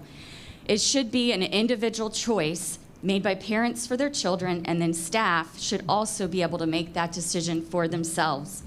They should not be forced to do something against their will. By mandating masks, you've taken away our God-given rights, rights that are backed by the Constitution. By mandating masks, you are teaching children that their bodies are not their own. Board members, if you have not done your own research on masks, I urge you to delay voting on extending the mask mandate until you have done so. If you do your own research, I believe you will also uncover the corruption and lies we are being fed. If you decide to extend the mask mandate, better education should be given to everyone on exemptions. Exemptions exist for children. Do they not exist for staff? I would also suggest that you do another anonymous survey if you extend the mask mandate, since we are 3 months into the school year now. The feedback should be quite different from the first survey that was done before school started. I've been hearing of the negative effects of the mask. It's important that you hear that also. Thank you for taking the time to hear me speak today. I hope that you will consider what's best for all students and staff before making your decision. Thank you. Our next speaker is Shannon Brooks.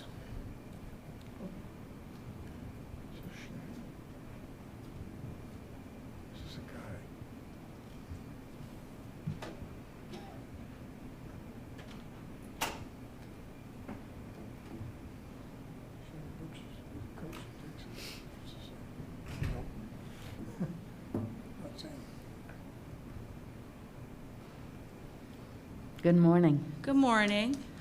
Thanks again for all the work you guys are going through and listen to us.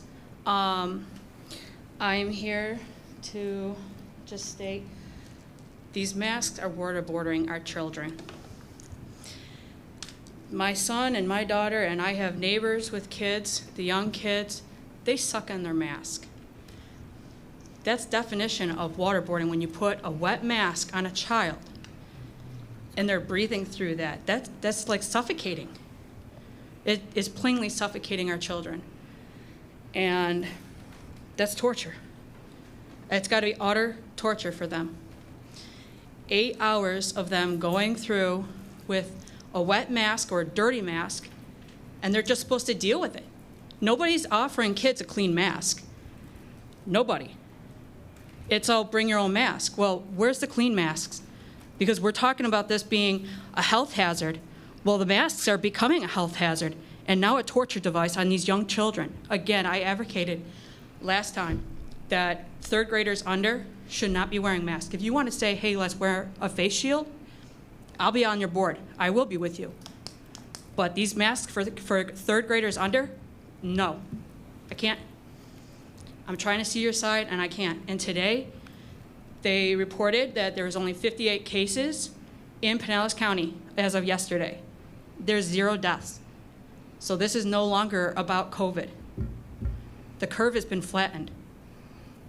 So thank you again for everything you guys do. I understand that, you guys do other great things, but on this one, I'm gonna butt a little head on here, and I do thank you again. This is my daughter, Skysha. She's supposed to be the next speaker. Today I brought her, not because I wasn't planning on bringing her, but she actually broke down. I didn't realize this is like how serious it is. And it's kind of why I'm a little revved up today, because she broke down in tears. And she goes, but the mask order's over. Well, I told her, you're still supposed to wear the mask order. You're still supposed to wear your mask. And she cried. She absolutely went into a cry. And now I'm looking into pulling my child out of school because I'm not going to keep torturing her. So, Skysha, would you like to say something now? The next speaker is Skysha Brooks. Good morning. Good morning. I can't breathe through these masks because it's breaking my nose. It's breaking the air from getting into my nose so I can breathe. And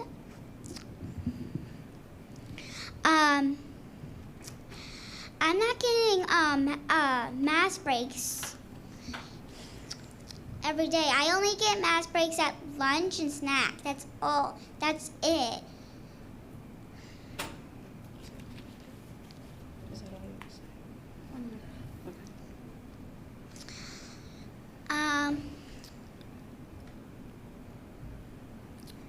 every time I wear this mask at school, I try to take it off to get more mask breaks. My teacher keeps on saying, "Put back your mask on," and I keep on saying nicely that I can't breathe in it.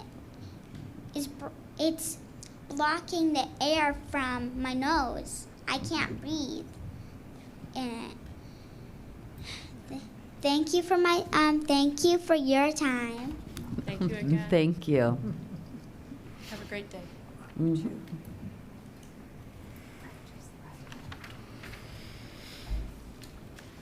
Our next speaker is Samantha Stefano.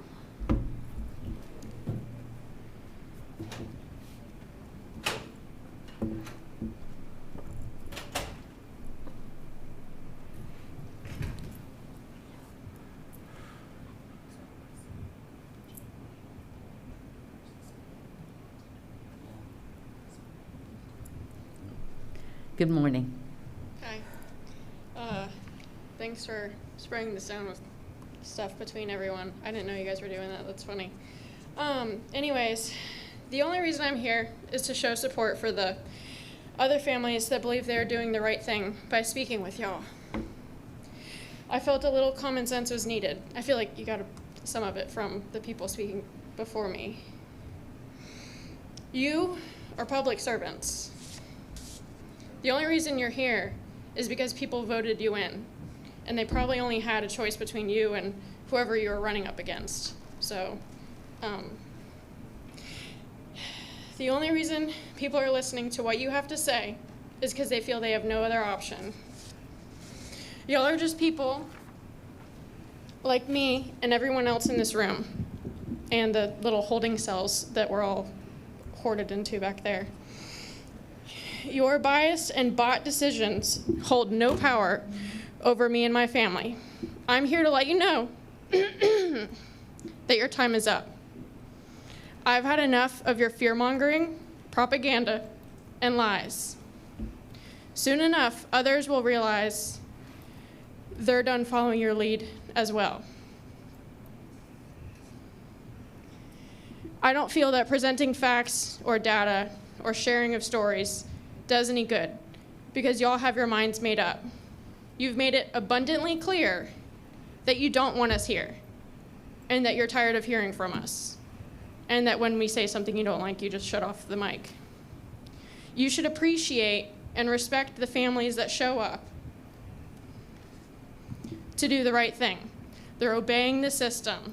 They're asking permission. They're praying you hear them.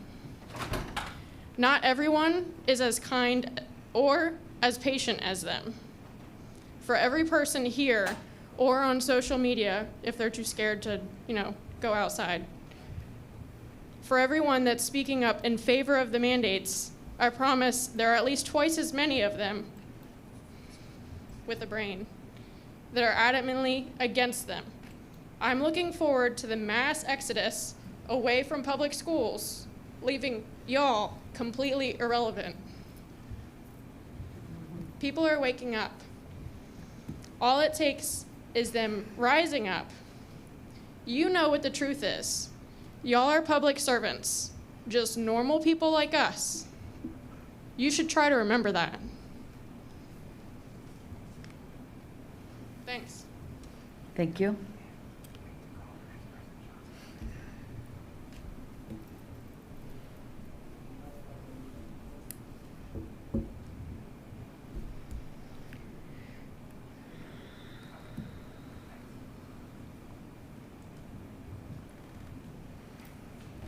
Our next speaker is Deborah Williams.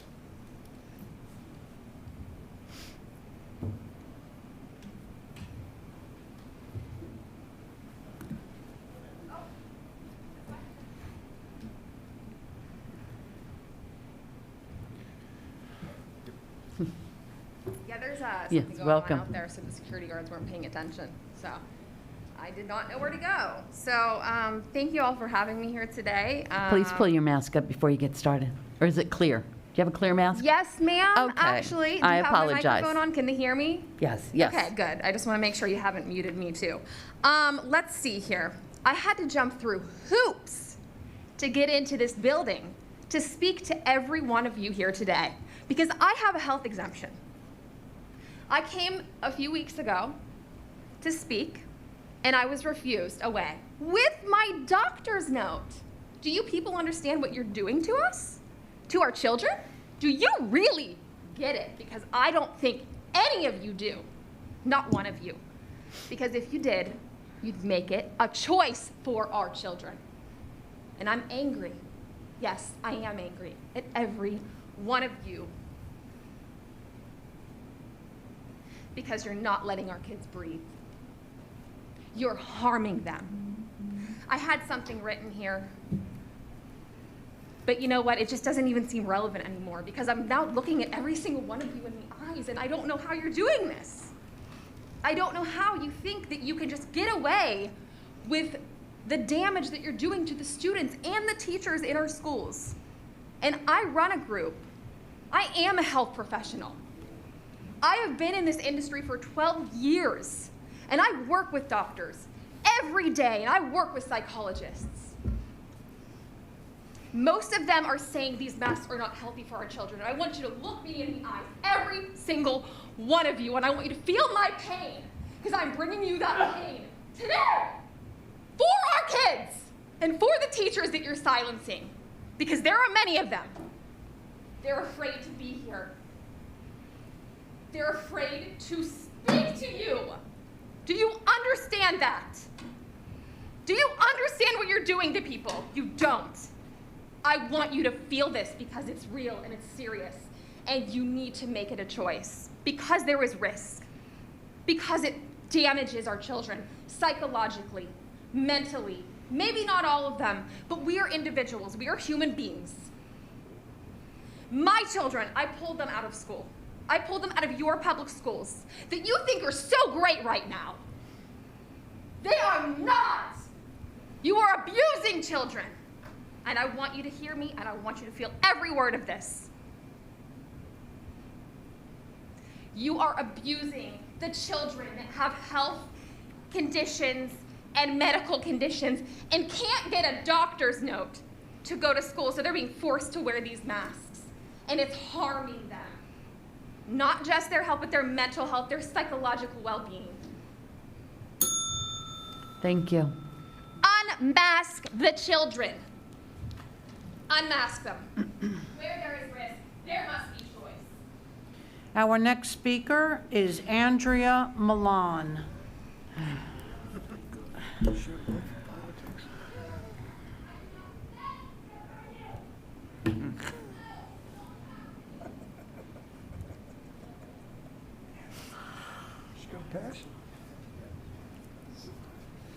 Good morning. Good morning. Is it still morning? It is. Hi, guys. Can you hear me okay? Yes. Okay. I could stand in front of you all and rattle off numbers that include astronomical recovery rates, fact-based statistics, and other information provided by respected medical boards full of epidemiologists and medical professionals that explain how COVID-19 is not as life-threatening or as dangerous as it was first thought to be, nor is it now or has ever been considered a danger for small children.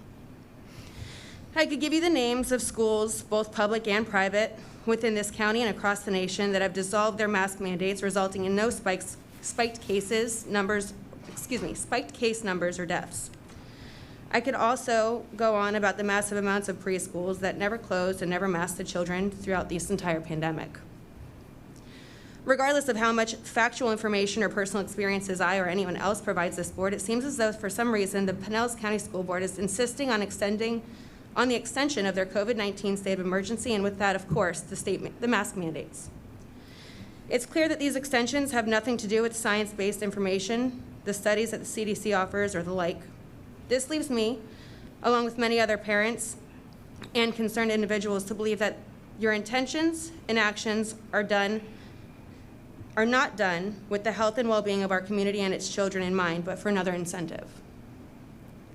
We understand that cities, counties, states, businesses All have been monetarily compensated for the economic distress that has been caused by COVID-19 in one way or another.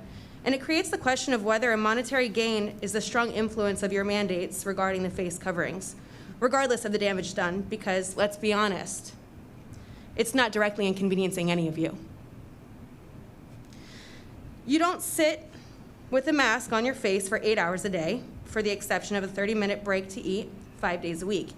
You and I both know not one of you sit for over 40 hours a week with a mask on your face. Our children are being sent out of class and even out of school for touching their masks as they so desperately want the freedom to breathe while at school. So I'll simply leave you with this.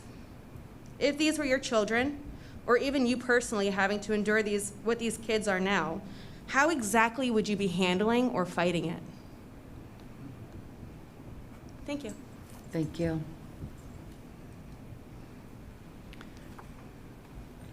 Our next speaker is Cassandra Cooper.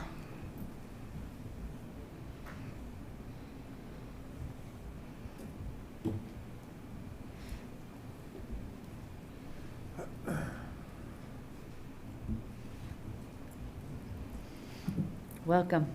Hi. I'm here today because I watched my child suffer.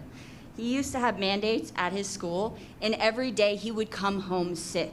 It is disgusting that you people can vote for this to stay in contact. This is gross. It's child abuse. It's not okay. I bet none of you watch your children come home from school saying they can't breathe. Do you guys have children? Do you have grandchildren? It's okay to watch them suffer. They can't breathe. They can't get oxygen to their brain. Ms. Cooper, can you please fix your face covering? Thank you. Yeah, because my oxygen is getting to you. My son's school has now made it not mandatory. He is so much happier. I was going to pull him out of school. Do you know what it's like not having options? No school? Even though I pay taxes, I can't send my son to public school because I'm not going to put a mask on him and not have him be able to breathe. It's disgusting that you guys vote for this. It's child abuse. It should be optional. There are a lot of kids that don't breathe normal on their own anyways and have medical conditions. And you guys don't even care about that at all. You don't care about our children at all. How is that? It's gross. It's really gross. I'm sad to stand up here today and have to fight for our oxygen for our children. Do you not have kids? Do you not have grandkids that suffer? You know what it's like to have your kid go to a playground and another kid refuse to play tag with him because he's not wearing a mask? Do you know what that's like? They're outside in the fresh air. It's disgusting. You guys are training your children to be nasty. Like, it's so gross. Yeah, that's all I have to say. You guys don't care about our children at all. It's obvious. Thank you. Our next speaker is Kelly Gallish.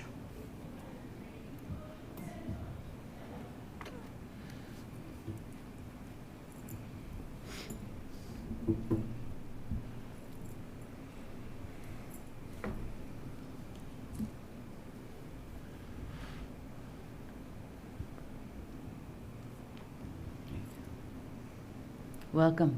Hi, my name is Kelly Galish, and I am a super nervous mom of 4 kids who go to Pinellas County Schools. I'm here today because I oppose the mask mandate. I have a child with asthma. She comes home. She has a hard time breathing at school. She comes home and has a hard time breathing. She has headaches.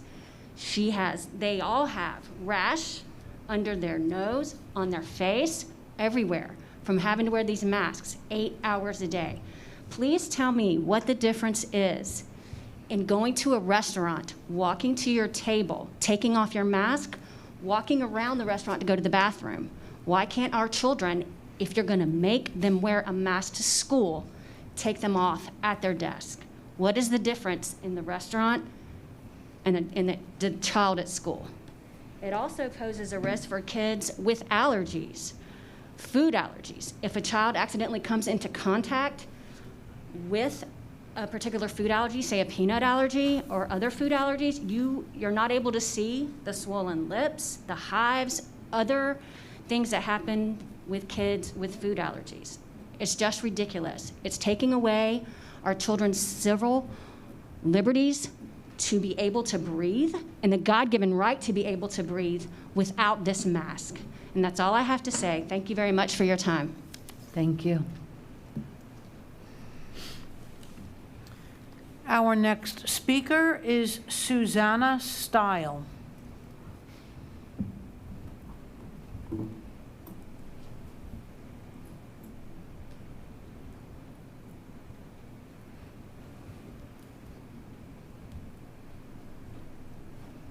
Good morning. Hi, my name is Susanna Stille. I go to a private school in Pinellas County, and I know of several private schools in the county that do not force the students or teachers to wear a face mask. I do not consent to masking, and I refuse to wear a face covering at school. I want to go to a public middle school next year for 6th grade, so I'm speaking out and trying to stop it. There are many schools in Florida, in the United States, and in the whole world that do not require masks in their schools. COVID epidemics have not happened in schools regardless of masks. I have a constitutional right to attend public school, and you have no right whatsoever to make me wear a mask. I have a friend at school who wears a face mask and gets shortness of breath. My brother goes to a public high school, and he gets a stuffy nose from wearing the mask all day, and he rarely gets a mask break. It is not the school board's job to make medical choices for me. That is my parents' responsibility. When children and teachers are wearing masks, it is hard to tell people apart. Masks hide your identity. Additionally, all the germs that you have are trapped inside the mask and you breathe them back in, and there is more of a possibility to get sick wearing a mask rather than breathing freely. I know somebody who tapes her mask to her face at swim team to keep all her germs inside it. She didn't show up at swim team 3 days after because she was sick. You say that it is scientifically proven that masks are helpful when it is just a belief. You use science as an excuse to mask us, but science has no meaning to you. It is just a word you use. Please unmask the children. Thank you. Thank you. Our next speaker is Michelle Stile.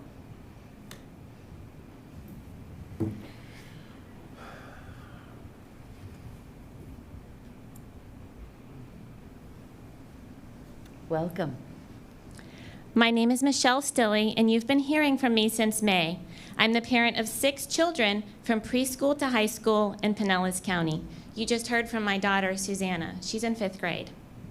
As someone with a background in engineering and as someone who has worked with children and taught for 20 years, Florida certified in math and science, middle and high school, I find your mask mandate developmentally inappropriate, not evidence-based, and appalling. Furthermore, some students are being given referrals for non-compliance, which is explicitly against the policy you created. I created a documentary you may have seen, Unmask Our Children. 5 of my own children now attend private school, unmasked, using the Family Empowerment Scholarship, which is funded from the same source as public schools. I help other families leave public school and take their funding with them every day. There are many choices of private schools in Pinellas County where children can attend without masks. In fact, you must know that many public and private schools in Florida, the United States, and around the world do not mandate masks for children. Epidemics have not occurred in schools regardless of mask usage. The mask mandate is not about health, but about compliance, and we do not consent. We are planting seeds of dissent and civil disobedience in many places, and there will be more of us than you at some point. If you want to keep your students, your funding, and your authority, you need to stop trying to control our bodies without our consent. You work for us. If Governor DeSantis does not permit you to extend my PCS into the 2nd semester, you will no longer be able to threaten our children with virtual school when they dissent, because faith, free and appropriate public education. At your last meeting, you allowed a pastor to speak without his mask, and he said masking is loving. I do not consent. Unmask our children. Thank you.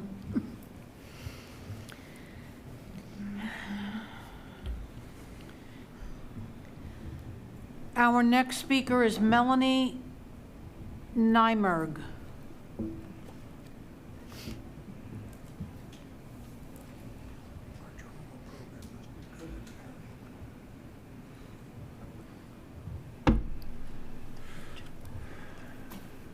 Hi, it's Nymerg. Nobody can ever say my last name. Welcome. Good morning. I am a mother of 3 children in the Pinellas County school system. I'm currently a business owner, and I'm a former special ed teacher in the Pinellas County school system. I actually come from a long line of Pinellas County teachers. My goal is to bring these points respectfully. I'm here, I want to work with you. I'm also advocating for my 3 children. My first point is, if you're going to mandate these masks, please have a benchmark. Like, what is your benchmark for unmasking them or loosening these restrictions? I believe most of us are reasonable people, so if you give us reasonable, nonpartisan data or benchmarks, like, we want to work with you. Maybe not the other moms agree with me on that, but I'm just saying, give us benchmarks. What does it take to give these children a sense of normalcy again? Please give us a roadmap if you're going to mandate these masks. Having no benchmark leaves us all in the dark, which is why people are getting so angry.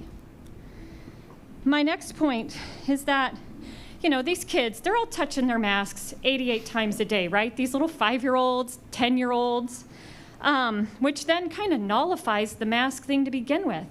And I think, as these other parents have pointed out, statistically across the world, like 10 years old and under, they're not super spreaders. They're not getting it. They're not passing it on. And so please, I would like the masks to be optional. I'm not against them, just optional. Start with the elementary age kids. Let the masks come off and be voluntary. And if those number of cases do not increase, then move on to the middle school. So these age groups, again, they're not high risk, they're not super spreaders. So let's get a roadmap, So that's all. Thank you for your time. Thank you.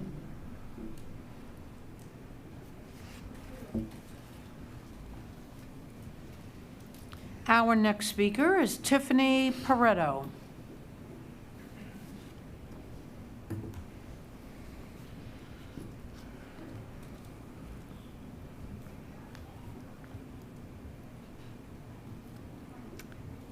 Good afternoon. Afternoon.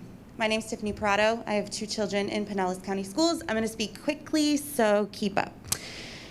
Today I'm going to be speaking on behalf of all abuse and trauma victims in our community, a community of children and adults that are being ignored, discriminated against, and forgotten during the mask decisions and the mandates. I'll start by reading a message on behalf of a concerned district employee who wishes to remain anonymous. It reads, as a district employee, I do not feel at liberty to speak up for myself at this board meeting for fear that the consequences I would face regarding my position with the district. However, I am compelled to speak on this topic, continuing the mask policy indefinitely. The psychological effects of this ongoing requirement for wearing masks will not be known in our community for years to come. With the current mask requirements, this board does not recognize those staff members and students who have endured trauma in their past or trauma that may be occurring currently. I'm a survivor of childhood abuse in which I was forced to do things with my body without my own consent on an ongoing basis for years. Since the county mask mandate has been in place, I have been exempted due to the medical exemption that is provided through the county. This has allowed me to be able to go out in public for the things that I need for my family. I am not afforded the same opportunity at work, which is where I spend most of my time. I've been able to get through the past 4 months with the understanding that eventually there will be an end to this. Now the board is preparing to pass this policy indefinitely, which causes me a great amount of anxiety. Some say it's just a cloth over your face and it shouldn't matter. Others say the people who don't wear masks are being selfish. Quite the contrary. I've endured 4 months of anxiety daily with the understanding that this will be temporary. I just want to be able to do my job well without fear, anxiety, or added depression as it affects the effects of my abuse are haunting me. Not to mention the countless number of other employees and children within the district who have similar stories. We are told to just do it for the good of everybody else. Just endure your own suffering and pain because it may be helping keep others safe. What about my own safety? What about my own mental and emotional health and well-being? The solution cannot be worse than the problem. If you insist on extending a mask policy, I implore you to provide medical exemptions for staff. I implore you to readdress it more often than every 60 days as currently proposed. I implore you to seek mental health professionals who can explain the effects of PTSD and how forcing someone to do something like wear a mask over their face against their own will affects their mental health. I implore you to allow parents, staff the opportunity to decide for themselves if they will be wearing a mask without fear of retribution. Please consider these things when making critically important decisions. Please consider the ramifications of your decision today on your employees and the children of this community who have survived traumatic events. I hope you'll consider these words. Remember, children are not able to give this message to you today.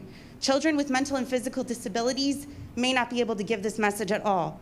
To ignore these people exist in our community is discriminatory. This goes far beyond the physical health of our teacher and students. The long-term effects of masking our children and the people they learn from is unimaginable. Stop the discrimination, unmask our schools, unmask our children. Thank you. Our final speaker for the public hearing this morning is Heather Patrick.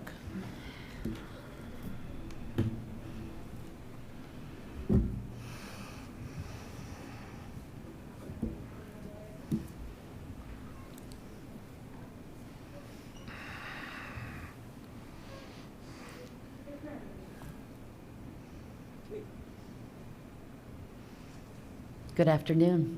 Well, good afternoon, everybody. Hi, I'm Heather Patrick. This is Aberdeen. So I have 4 kids. I have 2 in middle school, and obviously these 2 little guys. The biggest point that I want to make right now, I'm not going to reiterate, we had a really scary situation at Palm Harbor Middle. There was a very questionable-looking man. You know, I mean, we don't judge a book by a cover. He was lurking at the school 3 different times now. I had other kids who I participate in sports. I'm very involved.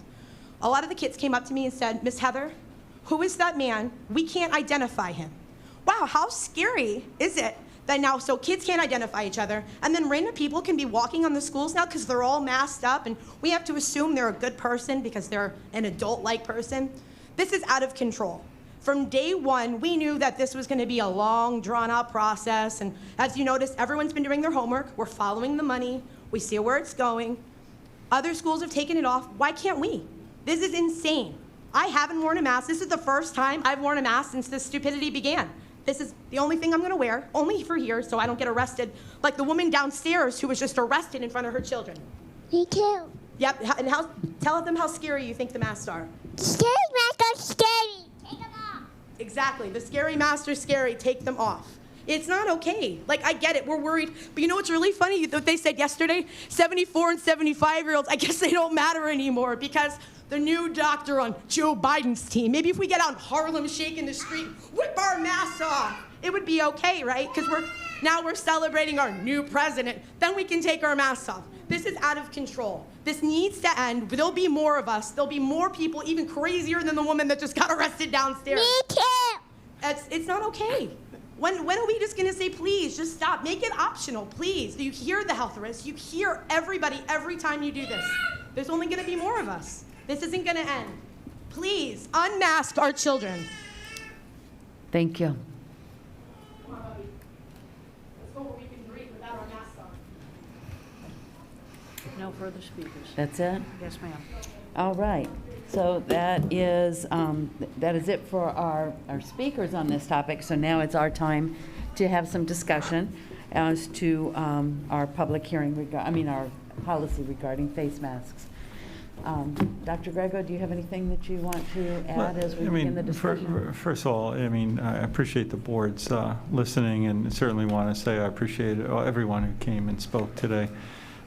This is, without a doubt, a heated discussion in terms of that, but I had a conversation with the medical professionals as recently as this morning, and they continue to support the direction of this board. Nothing is permanent, though. I think one of the things that was said multiple times today is that it was something that was going to be long-term.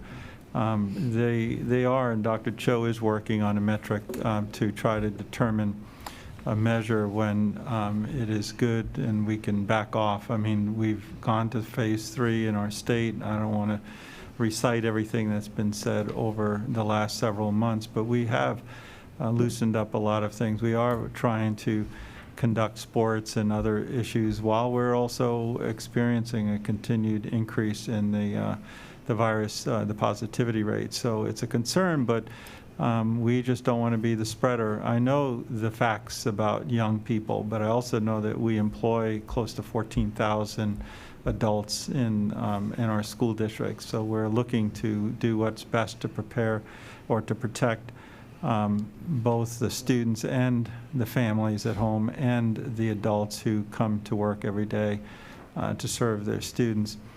I said that our board doesn't seek out after medical expertise. This board has sought after since March 6 to 8 medical professionals in infectious disease specific specialties in the area.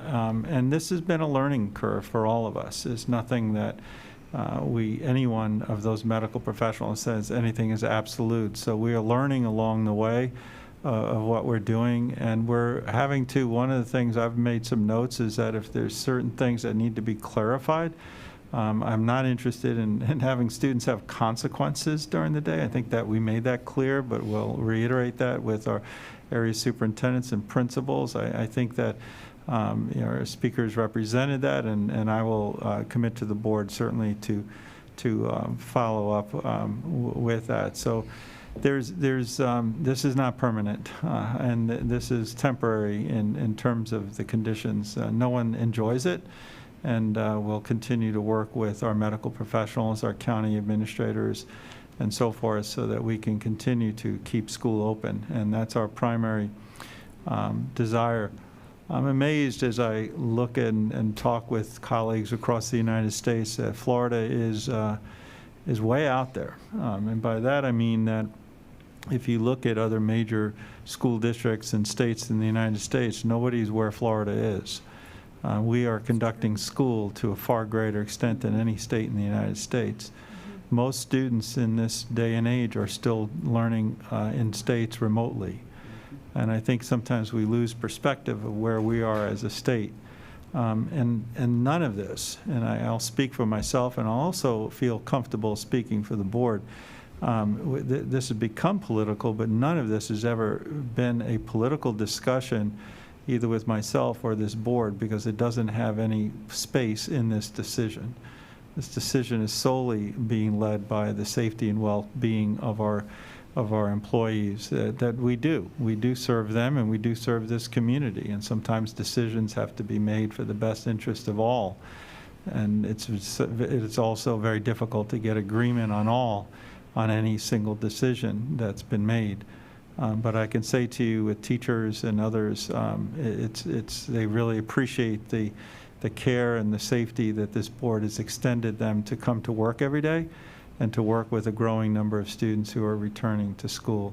And I certainly want to continue to win the trust and well-being of all of our citizens. And these are difficult times, and it's certainly times, as many of the speakers spoke about today, that it's time we work together and stay calm about this. And unfortunately, there's a lot of anger out there, and I want to thank the board for not participating in that and being pretty level-headed along the way. And like the board, like your policy states, that you will examine this. It could be as soon as next week, and to change the process. And I'll be the first one to run to you, not to walk, when I feel, and this medical profession feels like we can do something different and still protect our students and our teachers and our support staff and our community. So no further. I want to also thank the board, because as Mr. Kapersky stated earlier, the few months that you have spent on this, not weeks, not hours, it was alluded to that you're not researching and not examining the data. It couldn't be further from the truth.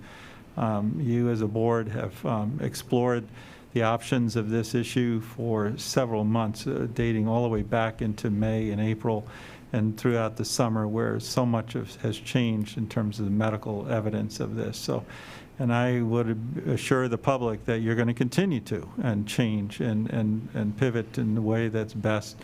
So there's nothing final about any decision. What this policy does is it gives options to this board and to our school district to when and if needed. So I won't go any further, but I have taken notes, and I assure the board that where there's points of clarity that have to be made, whether it's in recess or physical education, as we did last time when speakers came, I did follow up with principals. I did assure that when we're out in physical education, we need to take the mask off, and we need to be free of those, and so be it also with recess and other things. So it's a point of continuing to learn and working together, not attacking each other, but working with one another in doing so. So I appreciate it. Thank you, board members. Okay, any comment? Ms. Long? Yes, I just need to state for my own personal, I believe it's all of my colleagues. We do care about kids. These parents that say we are unemotional and we're not listening. I wouldn't have dedicated 40 years of my life to this profession if I didn't care. And to those that were speaking today, I am a mother. I do have children in the public school. I have a daughter who is in med school at USF studying infectious diseases of all things. But I want the people to know that we do care. We are not cold, unthinking individuals. I've spent many a sleepless night, as I know the rest of you have. We don't take this job lightly. I know that a lot of my colleagues have been talking to doctors. And for those that don't believe in the mask, that's your right. But I have lupus, and I have sarcoidosis of the lungs, which means that when I go out in public and you are not wearing a mask, you are taking away my rights. So there is no perfect solution to this situation. But I want you all to know, if you're listening out there, we do care. And I am not going to let someone say that I'm an uncaring individual, because I give a lot of my life to my community. It's a choice I make, but it's one I'm proud of, and I think I can say that for my colleagues. I believe they're right there with me. Absolutely. Mr. Dudley. Thank you, Madam Chair. A couple of things I take from the comments made. First of all, we do hear them. We are listening. Because we don't acquiesce to what they are thinking doesn't mean we don't listen. Right. It just means that we are evaluating what they're saying with other items or other things to do. We have to look out for the common good of everyone. In a perfect world, we could say we'll give you the option, but the problem with giving an option is that it has an effect on others that we don't necessarily, think about. I don't wear a mask, okay, and somebody comes in and they have an autoimmune problem or they have something else. Well, I am, as Ms. Long said, that I'm putting them in danger. And I hate these things, as I'm sure most all of us do. You're talking about a guy who's got a big nose, and my air that I breathe in is pretty precious. And but no, in all seriousness, I've talked to a couple of people that have called me, and I've tried to give them the wisdom that we're trying to use. I try to impart that we have over 90,000 students that we have to consider. And as Dr. Grego said at the last meeting, or meeting before, that the reason we're getting a lot of children are coming back to, face-to-face schooling is because we haven't had that great influx of things. We all get the printout. We know. And when you stop and think of the number of kids that we're dealing with in this county and you see the list, and it goes somewhere between 3, 4 a day. It could be, I think the highest I've ever seen was like 12 or something. And that's pretty darn good when you think of the number of contact that we're going through. And this is one of those things, and I was on the my city council days, and I had a vote one time for water rates, and I didn't want to do it, and but the consequences of not doing it were far greater down the road. And on voting on and approving this is kind of one of those situations. At least here, we do have the ability, and I thank the legal staff for putting is we can stop it at any time.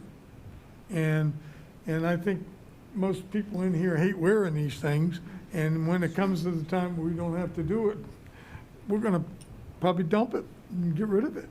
But right now, we're in a situation where I think it's in everyone's best interest. And again, I'll say that, you know, I understand the passion, you know, and they think very strongly. And as many of them that came forth, and we hear you, we also have the other side of the coin. And not everyone else is able to come here and express their feelings. And I think that this is one of those things that, you know, you're right. We did get elected. We got elected by the people. And the only thing I think most of us made was we would try to do the right thing, and we were going to listen to them. And we're doing that. And, you know, that's your choice. When the election time comes up again, that's your choice. And you don't agree, then so be it. And I don't mean to be cavalier about it, but it's, I mean, that's our representative democracy, and that's just the way we are. And I'll close off by just saying that, again, I heard you. And this, by the way, and I used to say it on my days on council, this is one of my favorite parts of a meeting, where the public get to come in and express their feeling. As long as you don't, you know, attack me personally, physically, I'm okay. But we hear you, and this is a sounding board, and it's an opportunity for them to express themselves, and I get it. I get it. Been there, done that, and bought the car. Thank you. Okay, good. Ms. Kane? Me? Okay. No, yeah. Go ahead. No, I've called on her, but do you want to? Sure. It's your turn. You go ahead and speak. I go for, okay. I thought you were speaking to her. Thank you so much. Thank you, Mr. Dudley, for your comments. I have a couple of things that I find disturbing about this, the public hearing that we are having today over the creation of the mask ruling. There are some points parents are bringing forward that are quite valid and are felt throughout the community by thousands of people, I'm sure, not simply the ones that were able to be here today to express their feelings. We as a board have been listening to medical professionals, and I do agree with parents, there is not a benchmark of who in fact we are listening to, and at what point are we loosening the mandates? What are we basing this on? Simply our own feelings. And the fact of the matter is, none of us on the board are medical professionals. We are teachers, we are educators, we are passionate about our community, and that's why we ran to be on this board, not to make health decisions, because we are not doctors. We have been listening to them, but at the same time, the Pinellas County Commissioners have been listening to the same medical advice. In addition to that, they've also received additional information from emergency management services throughout our county on an ongoing basis and on a weekly basis. And in their ordinance, which I have in front of me and highlighted, in Section 3, Section 2, this ordinance does not apply to persons under the age of 18 for the use of a face covering and is left to the discretion of the parent, guardian, or accompanying adult. In addition, Section D, government entities such as schools, which is us, must be encouraged to develop and procedures to protect their employees and members of the public transacting business within their entity. And that, I believe, we have done by enacting the mask mandate that we have. If you go on further, Section M of the county ordinance states that these requirements do not apply if they would be detrimental to the health, safety, or security. If this exception is being asserted for health reasons, a person asserting this exception is not required to carry or produce documentation from a health condition or to specifically identify the health condition to the business, an operator, or law enforcement.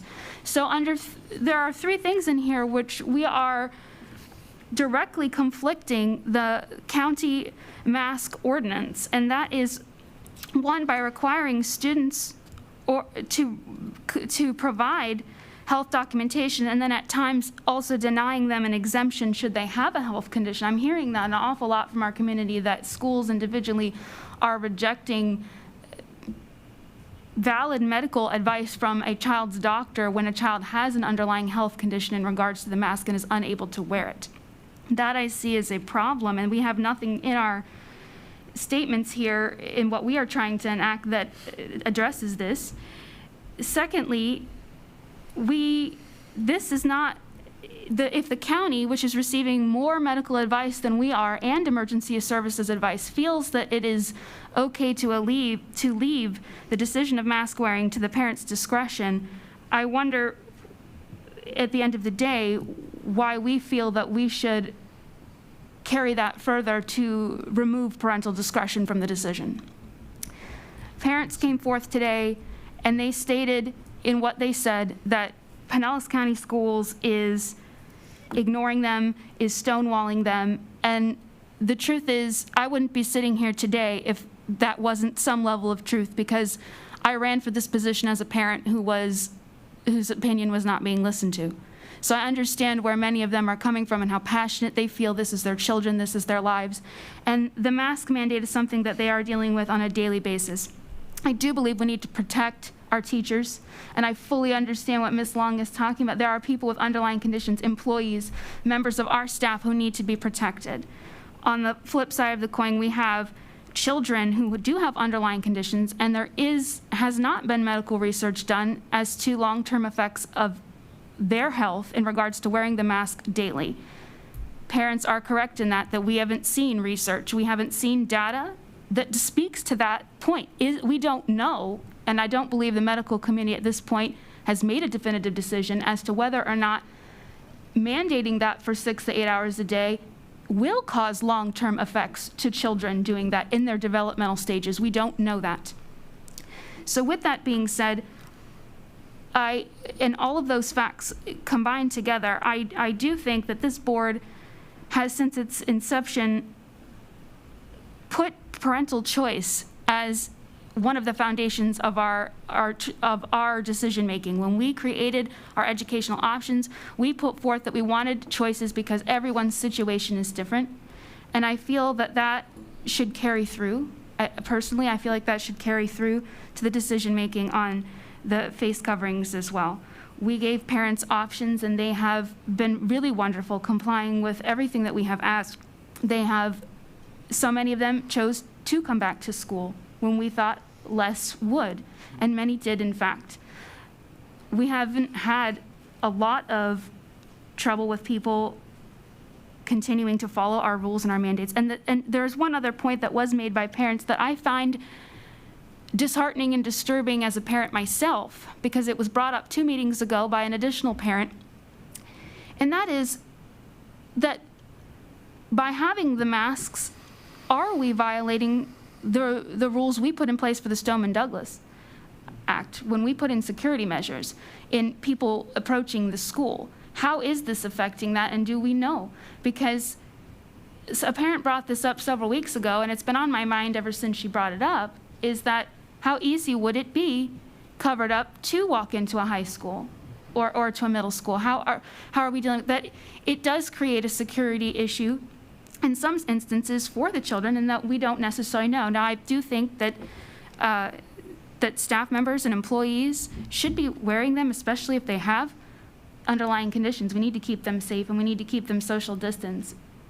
But at the same time, are we sacrificing security for the mask mandate? And there's a very valid point to that, because we sat through hours and weeks and days of workshops on Stoneman Douglas. We went through all of those presentations with the sheriff, and all of that still applies, whether we are sitting here in this pandemic or not, because that is a risk that is still out there for all of our students. And we teach that, and we do drills, and we have education for the students and for the parents and for the staff about the Stoneman Douglas Act and all the security measures that we have in place. So with that being said, I cannot support this when it continues to remove the options for people who may need them. There are people with underlying health conditions who are being denied they're being denied access to their school. There are students with underlying lung conditions, with asthma, with health conditions that are being forced to wear it, and we don't know what the long-term effects of that will be ultimately. So with that being said, that's what I needed to say. I think that there is a lot of valid points being made here, and I think we need to listen to these constituents, as well as those who support the mask mandate. And we need to continue to make choices that create choice for people of all walks of life and people experiencing all different types of difficulties throughout this pandemic. Every family is different, whether they go to school or they choose My PCS or they choose to do Florida virtual. It is all based on what is going on in their household, and each individual, only those individuals in that household know truly what is going on. So with that being said, that's all I wanted to add to the discussion. Okay, good, thank you. And Dr. Carr? Thank you. And I think you make some really important points, Ms. Kane, about how individual families have such an important role to play in the decisions for their children. And I think it was really, I agree with you, Mr. Dudley, that oftentimes our public speakers have the most powerful message to deliver forward. And I too ran 2 years ago for school board because of issues and concerns I had that I felt weren't being addressed. And I have children, and I also have family members who are immune compromised. So I hear the passion and the frustration we feel about this pandemic, and how frustrated we all are and how desperately we want it to end. But I'm also very pragmatic in our end goal being that we want to be able to provide face-to-face education to our students. And that has been the goal, was to be able to provide face-to-face learning. And my concern with us not being able, and I think there could be adjustments made if that's the goal of or the will of the board to move in that direction. But for us not to have masks, we get our daily reports, and we have to follow guidance on how to quarantine. And one of the results of or factors contributing to how we quarantine is whether or not the individual had on a mask.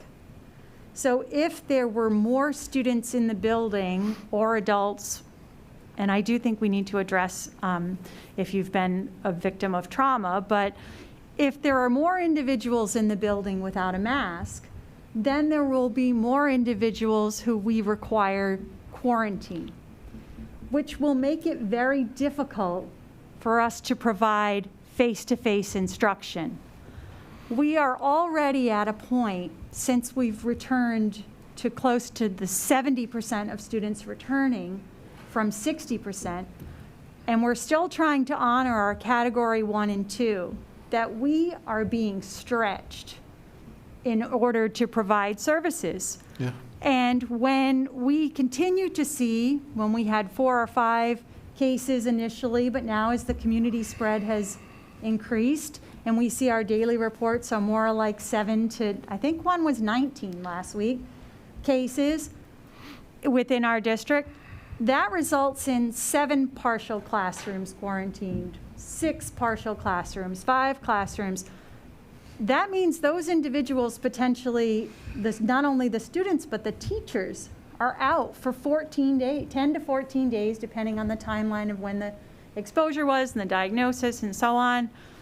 But we will be in a situation where potentially we can't provide instruction because we don't have enough individuals. I think teaching and learning has already lost 18 to 20 staff developers because they've been put in classrooms. We have individuals from human resources, assessment, tech, anyone certified is covering classes, professional development. I mean, I don't know when you're going to ask us to cover a class, but I imagine who's got their certification next still is probably going to be up there, right? Yeah. So my concern is very much, I mean, I believe face masks provide protection. That is my belief based on the research I've done. And the medical experts, not only that we spoke with, but I did go and ask others. And I have read all of the emails, and I go to the links with opinions that differ from my own to read them. So I don't want to invalidate that, but really if our end goal is to be face-to-face, and I think Dr. Grego expressed this, other states are not there are many states that are not face-to-face. I have a friend in Virginia, they're not back yet. You know, they're still online. There have been instances where schools have had to close for a period of time, the entire school, and it seems like that would, you know, make it more disruptive to families and students when we look at all families and students. I think there must be a way for us to work together and address the concerns, particularly about wet masks, you know, that we not have extra masks around, or we would consider sending additional masks with our children to school so they could change throughout the day. I know I send my son with 3 or 4 masks in the backpack just in case anything happened. So maybe we need to make sure that we are providing additional disposable masks or some sort of change of mask. I think the issues and concerns that were brought forward we can begin to address, but I think to eliminate masking would be very problematic for us if we hope to have face-to-face continue. I think if we just look at it from a very numbers-oriented way, it would be a challenge for us to continue to keep a school building open because of the high numbers of quarantines we'd have to do without the mask. So that's one factor for consideration, I think, that maybe wasn't addressed. And like I said, as we continue to see the numbers rise, I'm wondering when we get the notice that says building closed, because when we don't have a teacher for the grade level. I know we're doing everything we can to address it, but potentially without a mask, we're talking about a lot more quarantines being required. And you can correct me if I'm wrong. I see we have Ms. O'Toole has walked in the room as well. So. She has, right. and Thank you. Yeah. If I could just clarify one thing, and I'm glad to see Sarah, but to my knowledge, and please correct me, there's been none, zero medical exemption denied in this district. Anyone with asthma, anyone with a health condition, anyone, no one has been denied. And is that correct, Mrs. O'Toole? Yeah. So. We need to deal with the facts, and we need to deal with what we're doing, and Sarah O'Toole is right on the front line every day. I had a meeting this morning that was dealing with the shortage of substitutes because of the increased rise with key players this morning at 8 o'clock. This is a concern. This is not just a couple of folks. This is the running of an entire school district. And if it is this board's desire or goal to keep our schools open, I don't know all of the answers, but I do know that we have to work with the agencies that were been placed in front of us. And so I wish this would go away. I wish we no one's wishing for this, but there's been no one that's been denied a health exemption in this district, and we will try work hard not to.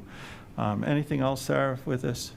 And we have plenty of face masks at all of our schools. I've been in our schools. There's boxes and boxes. Mr. Herbick has put them out there. I was at Palm Harbor University the other day, and we took face masks. Anybody forgot it? The students were fine. There's a plethora of face masks out there, so there's no shortage of face masks. I'm sorry. No, thank you. Thank you for the opportunity to address the board really quickly. I know each of you do receive my daily update, my daily board report. I think we've all really noticed and felt a noticeable uptick in positive cases in our district the last couple of weeks. Particularly, I feel it's gotten worse the last week and a half or so. And that is, fallout from Halloween, fallout from people becoming fatigued in the community. Our community rates are rising as well. Just a couple of points about the face masks. I do appreciate all of the community who came out today to express their opinion and the feedback that you as board members have given as well.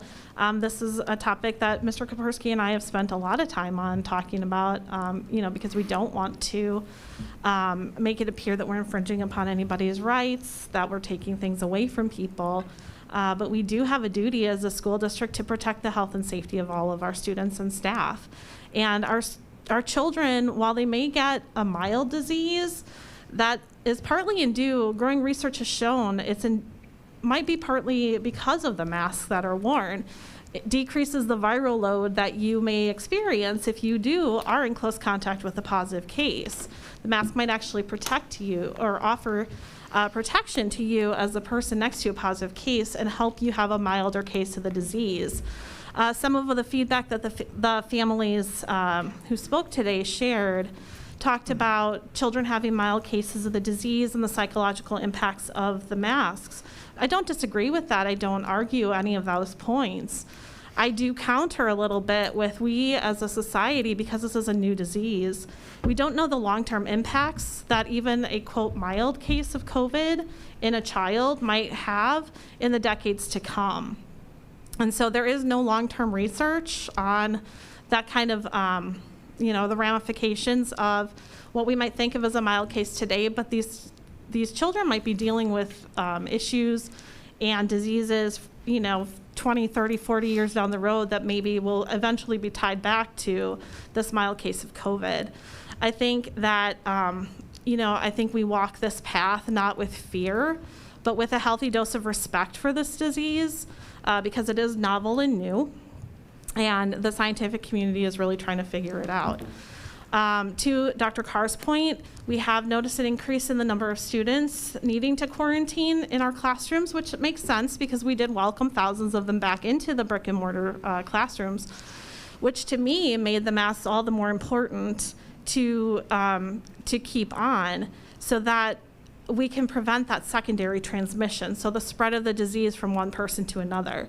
And I was able to speak with Dr. Cho yesterday, and he shared with me that he is very impressed with the decisions made by the school board that have kept our students safe. He does track secondary transmission in our classrooms, and it has been very minimal.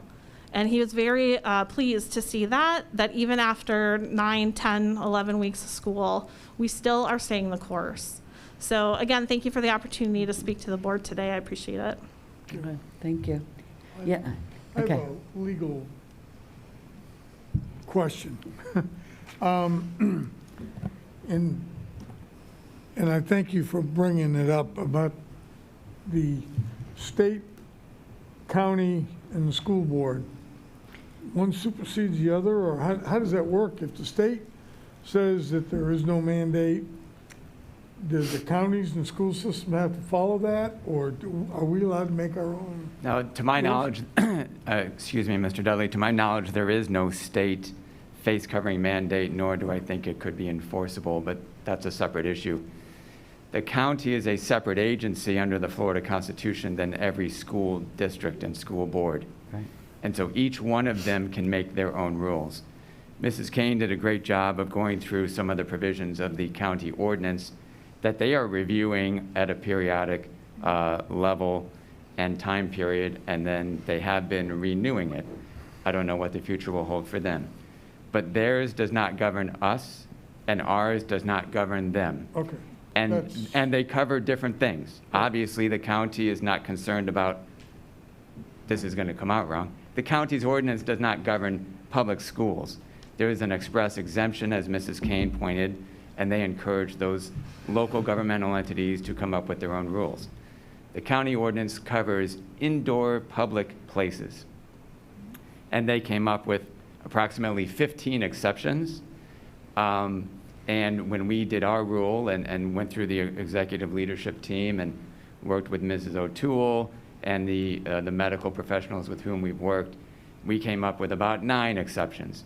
One of them is a health condition exception where you can ask for an accommodation, much like an Americans with Disabilities Act accommodation request. And I believe, as Mrs. O'Toole pointed out, we've accommodated all of those, at least to my knowledge. And so, but to answer your question, we are different agencies. Okay. Well, yeah, we're not governed by them, and if they end theirs and we still have ours, or we end ours, they can still have theirs. Okay, and the other question, Dr. Gregory, you said no one had been denied an exemption. Does that mean that they have to have a note from a doctor or a medical person to be exempt? Because I keep hearing that some doctors are don't want to get involved in all that, and yes. Okay. Mr. Dudley, if I can answer that. Yeah, Sure. In our face covering rule in section 3B, Right. we lay out the process. You need to fill out the form that we have, and so we give you the form. You can have the form. You take it to your physician, get it filled out, and bring it back. We had discussions. What we do not want is a simple prescription pad note that we have received that says no mask, Okay. and then signed by a doctor. That So- is not compliant with what we require as a request for a medical exemption. And so when people say maybe they brought a doctor's note in and it was rejected, I suspect that they were given our form to have their doctor fill out. If they bring that back, then we can review it. And so that's to provide consistency of our application of policy. And in most cases, if not all cases, and Mrs. O'Toole can correct me if I'm wrong, the accommodation is a face shield. And in fact, you saw one of the members of the public speakers today was taking advantage of that exemption. So if you provided the appropriate medical certification, usually the accommodation is a face shield. So another accommodation, for example, for some of our instructional staff have been to potentially have them work from home. Another accommodation might be a leave of absence. So there are different accommodations that we would look at as a district. Okay. It's done on an individual basis. Yes. Okay. Thank you. Okay.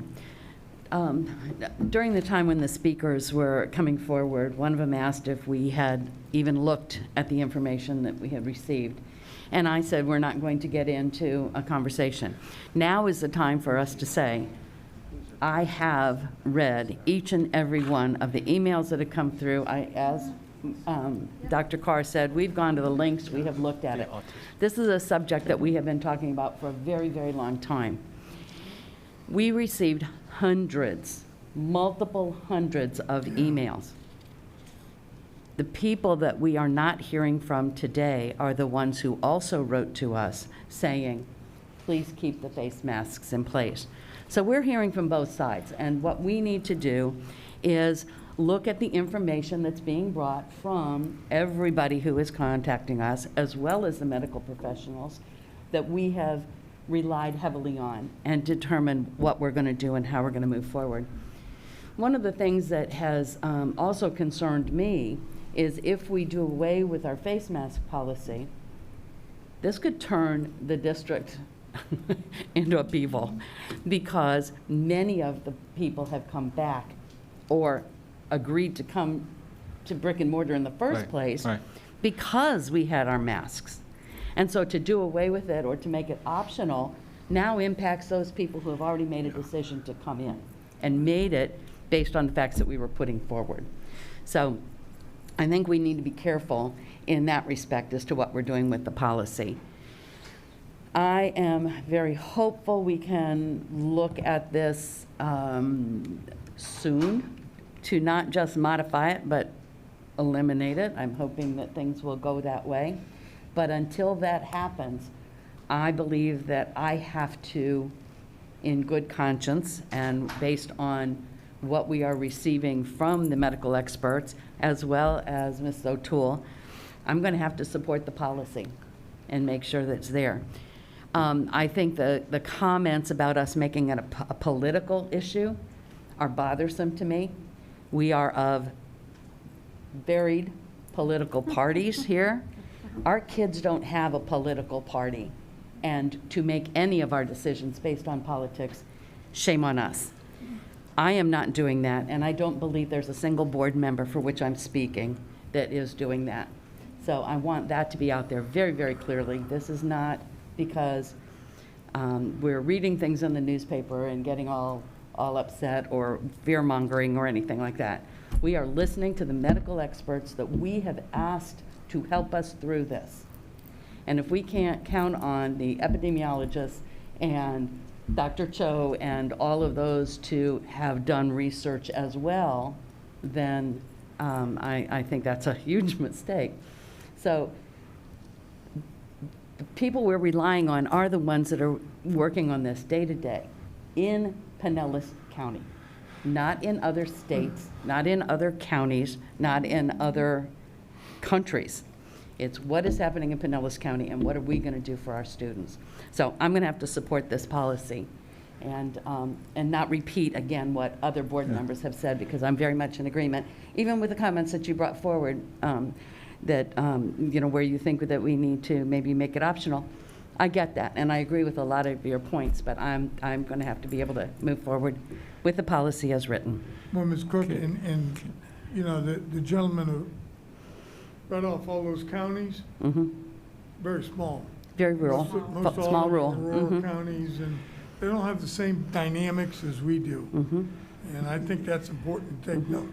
Yeah, there are a lot of them, but, you know, two schools in the county or something, not to diminish it, but that's a big factor in how we deal with it. I do think it's also important to note that the Pinellas County Commission decided to make in their ordinance it optional for children under the age of 18, and they're receiving the similar, if not the same, medical advice that we are, as well as advice from the emergency services of our county, of Pinellas County. And they decided that it was to be part of the public ordinance that children under the age of 18, it should be up to parental discretion. So I think that's important to keep in mind as well. If we're looking at our county and simply Pinellas and the people that we represent, they're looking at the same information we are. Yeah. And if not more, probably more, because they're doing it weekly, so. And that's fairly consistent across the state, Ms. Kane, just to give you, I always want to inform the board, but that's fairly consistent because, as Mr. Kapersky said, it's under the authority and jurisdiction of school boards of how you treat once you're in school. Once you're in the general community and population, then you're with the county. But it is your authority for the school building. Also want to add that I didn't read all of them, but close to over 14,000. I read thousands of them, but I'm not going to say I read all 14,000. And I read the comments of the people who were returning back to school, and for many of them, it is due to the fact that our safety protocols, our sanitizing of the classrooms, are wearing the face masks. As I mentioned earlier, no one knew how this was. There was a lot of anxiety. There still is a lot of. So could the school district pull this off? It was a very common, and we did. And the fact is that as they observed after 7 or 8 weeks that of what we did and how we did it, people felt more comfortable to return back, and we are still getting students transitioning back into our classroom as we speak. We had a 9-week kind of line in the sand, and let's do that, but that has not stopped.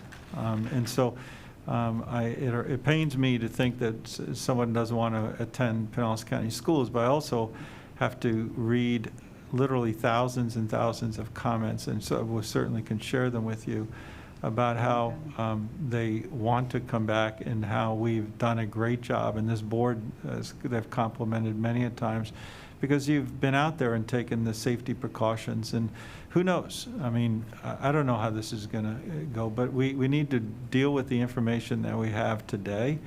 And our overall goal as a staff is to keep schools open. That's what we're trying to do as best we can. And I can tell you, staff, outside of just having this conversation about face masks, I promise we won't get on a soapbox, but I couldn't be more proud of a staff that's working 18 hours a day to keep schools open. And the energy and the time that's been spent on this needs to be spent on trying to curb this outside of our school district, because the school itself is a lower transmission rate than any other area in this, and that's been by multiple doctors. So thank you for indulging in me with me. Okay, are there any other comments? Any other? All right, then we have a motion and a second. Let me see who made it. Okay, we have a motion by Mrs. Long and a second by, I believe, Ms. Kane to have the Dr. Pardon? Carr. It was Dr. Carr? Okay, by Dr. Carr, to approve the creation of the board rule regarding face coverings, the policy as it is presented. So all in favor, say aye. Aye. And opposed, say no. No? It passes 4-1 with Mrs. Kane objecting. All right, thank you. So we will now move to the consent agenda. Do we have a motion? Move for approval. Okay, Mr. Dudley with the consent, for the motion, and a second? Second. And a second by Mrs. Long. All in favor, say aye. Aye. Opposed, say no. It passes 5-0. We now move to our non-consent items, the request of the Autism Spectrum Disorder Add-on Endorsement Program. Do we have a motion? Motion? Yes, okay, Mrs. Kane. Do we have a second? Second. Okay, Mr. Dudley. And Dr. Grego. Yes, Madam Chair and school board members, this program I'm so excited about, because it's kind of one of a kind of reaching out and really continuing the autism spectrum disorder training for our teachers. So Lynn Mowat will explain the highlights of this, and I just wanted this to be highlighted as a non-consent item. So thank you. Good morning. Welcome. Lynn Mowat, Executive Director, ESE. Greetings, Madam Chair, members of the board, Dr. Grego, and staff. I have a special guest with me today, Kristen Redding. She is the project manager for Fiddler's Gulf Coast, which serves Pinellas, Pasco, and Hernando counties, but we're lucky that she's with us, and we're her fiscal agent. I'm asking for your approval of an exciting partnership between Pinellas County Schools and the Florida Diagnostic Learning Resource System, otherwise known as Fiddlers. Fiddlers has developed a framework of courses for the autism spectrum disorder endorsement that will be available for teachers free of charge. The purpose of the endorsement is to ensure that there are highly qualified teachers that have specialized focus on ASD instruction, intervention, and behavior supports. Typically, teachers would have to pay for the coursework through a college or university program, and often due to the small numbers of teachers, those courses would require them to wait for a while to get that training that they so need.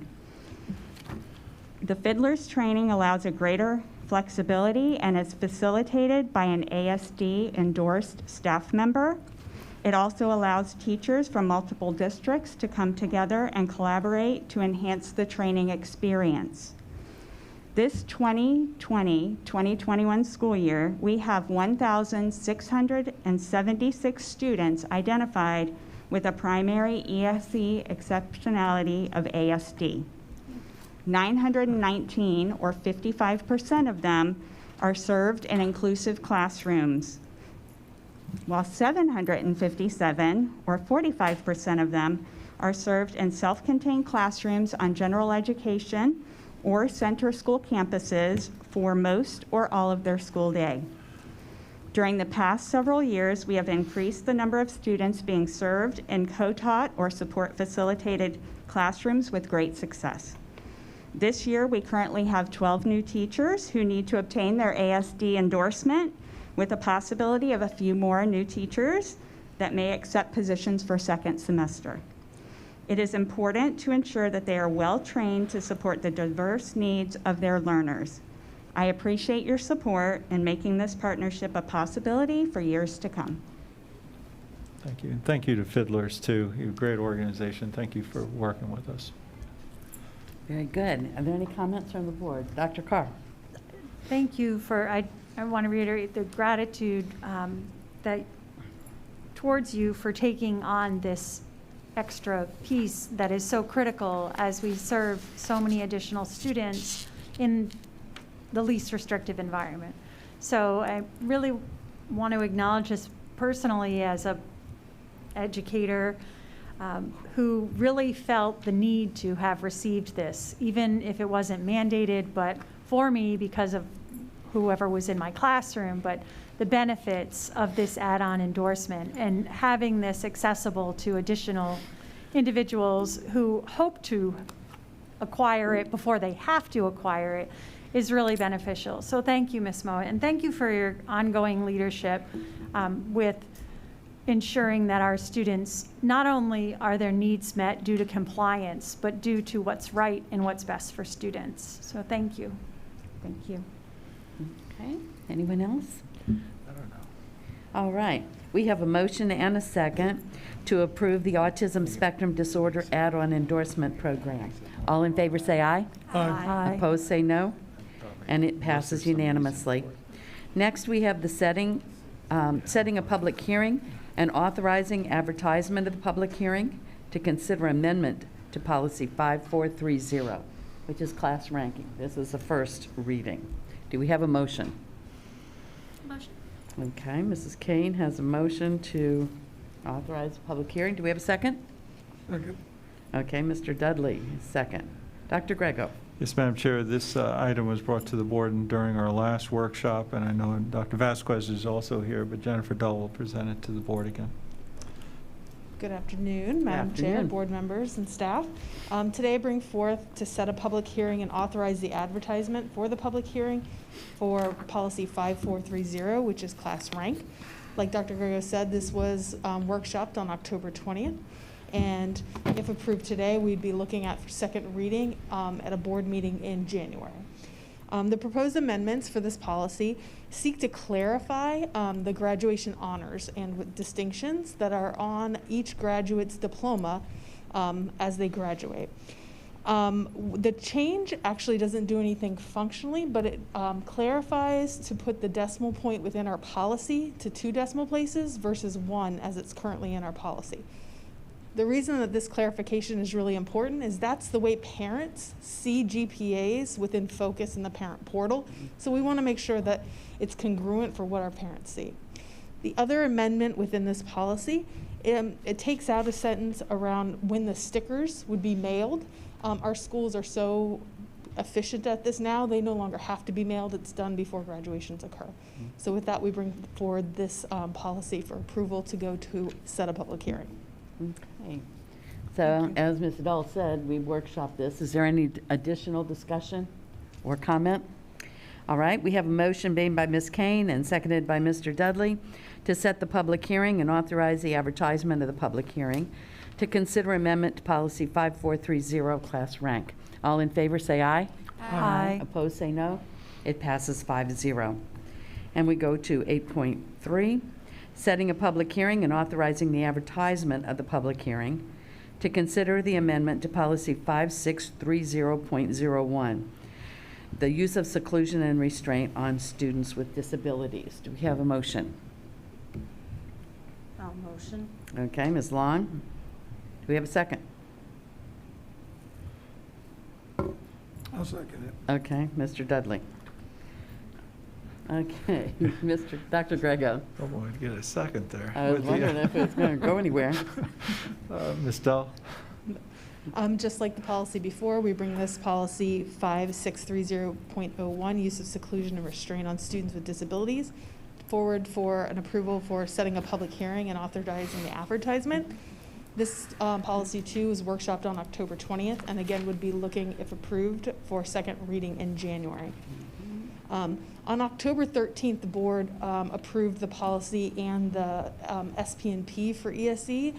In those changes, it intimated the parts of policy that we would later qualify or codify for the use of seclusion and restraint.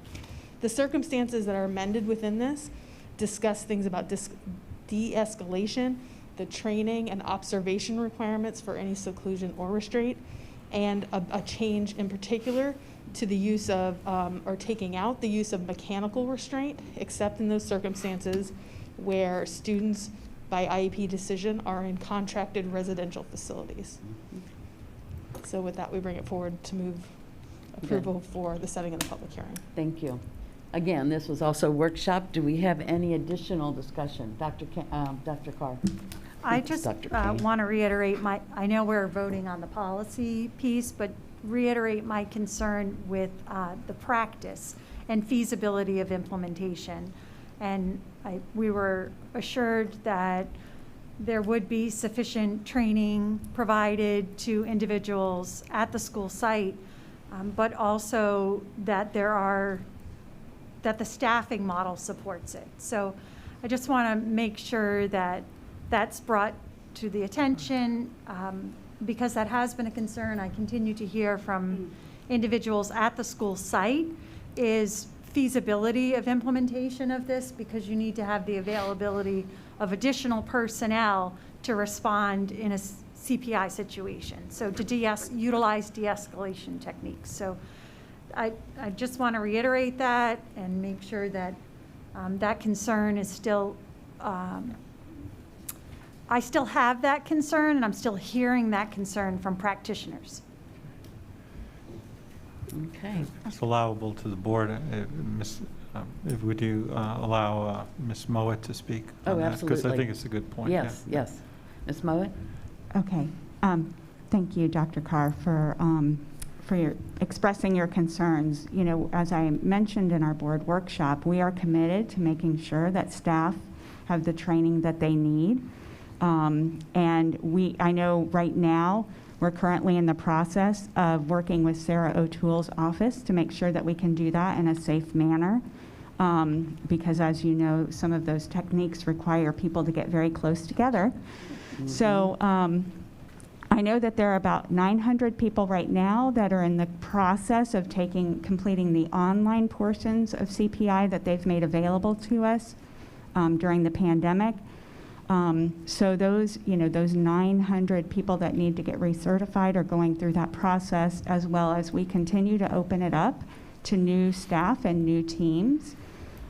It is, as I mentioned before, critically important to me as well that our staff are well trained, more so in the de-escalation portions of the crisis prevention intervention training that we provide to them. But also so that if they do have to engage, which we hope that they don't, that they're able to do that in a safe way. So we are continuing our commitment to making sure that teams are well trained in the techniques that they need to use. Okay, very good. Thank you. Any other discussion? All right, we have a motion by Mrs. Long and a second by Mr. Dudley to set the public hearing to authorize the advertisement of the public hearing to consider the amendment to policy 5630.01, the use of seclusion and restraint on students with disabilities. All in favor say aye. Aye. Opposed say no. And it passes 5-0. Thank you very much. And we now move to items introduced. Thank you both also. Yeah, thank you. Items introduced by the superintendent. Yes, thank you, Madam Chair and school board members. I first want to talk about two people who aren't here, Ms. Flowers and Ms. Lantino, and just publicly thank them for their service on this board. And certainly it's a pleasure for me to have worked with them. I'll remember specific things about each of them, Ms. Lantino, having been a first grade teacher at Gulfport, and her passion for early childhood education, and sooner the better, earlier the better, and certainly will continue to resonate with me. And Ms. Flowers, who I've already talked to, but certainly her work on this board has been absolutely priceless in terms of not only have I watched her work on the board, but also a full-time job, and then I've enjoyed watching her earn her master's degree, and she's now working towards her doctorate degree at the same time. So it makes me feel like I need to do more sometimes, but certainly we wish her the very best as incoming member of the Pinellas County Commissioners, one of the commissioners, and we certainly wish Ms. Lantino the very best. And as we will be welcoming in, it's always exciting, Caprice Edmond and Laura Hine into our board family, into this district as of November 17th when we have our swearing in. So just want to say thank you to all of those individuals who put themselves out there, because I don't think I could do it, but they put themselves out there to run and to face the public and listen to all people, all varying opinions along the way. And so great respect for individuals who do that. So thank you. Speak about elections. I also want to thank this board for their support, and also our community for a resounding support of our referendum, the highest ever of 80%. I think it was 79.97. To me, that's close enough. Even in my tax return, I'd round up. But 80%. And, you know, someone asked me, a reporter asked me that evening, why do you think so high? I really believe people feel like this, they can trust our school district, and they feel like our school district is operating in a way that they feel comfortable to invest in. This is by far the highest rate of approval or support. And that's what a great voter turnout, by the way, in terms of this last election. So you all know what it supports, and we don't have to reiterate it, but certainly our support of our teachers, reading, technology, and the arts, both the performing arts and visual arts. So I think a huge thank you, not only to the staff and the support, but really this community for understanding the importance of public education and coming out and expressing that. I want to ask Mr. Herbeck to give a quick update of the tropical storm Ada that is out there. It's, he and I have been spending the weekend on the phone together. In the storm is doing some really funny things out there. So it might have changed since our board meeting started.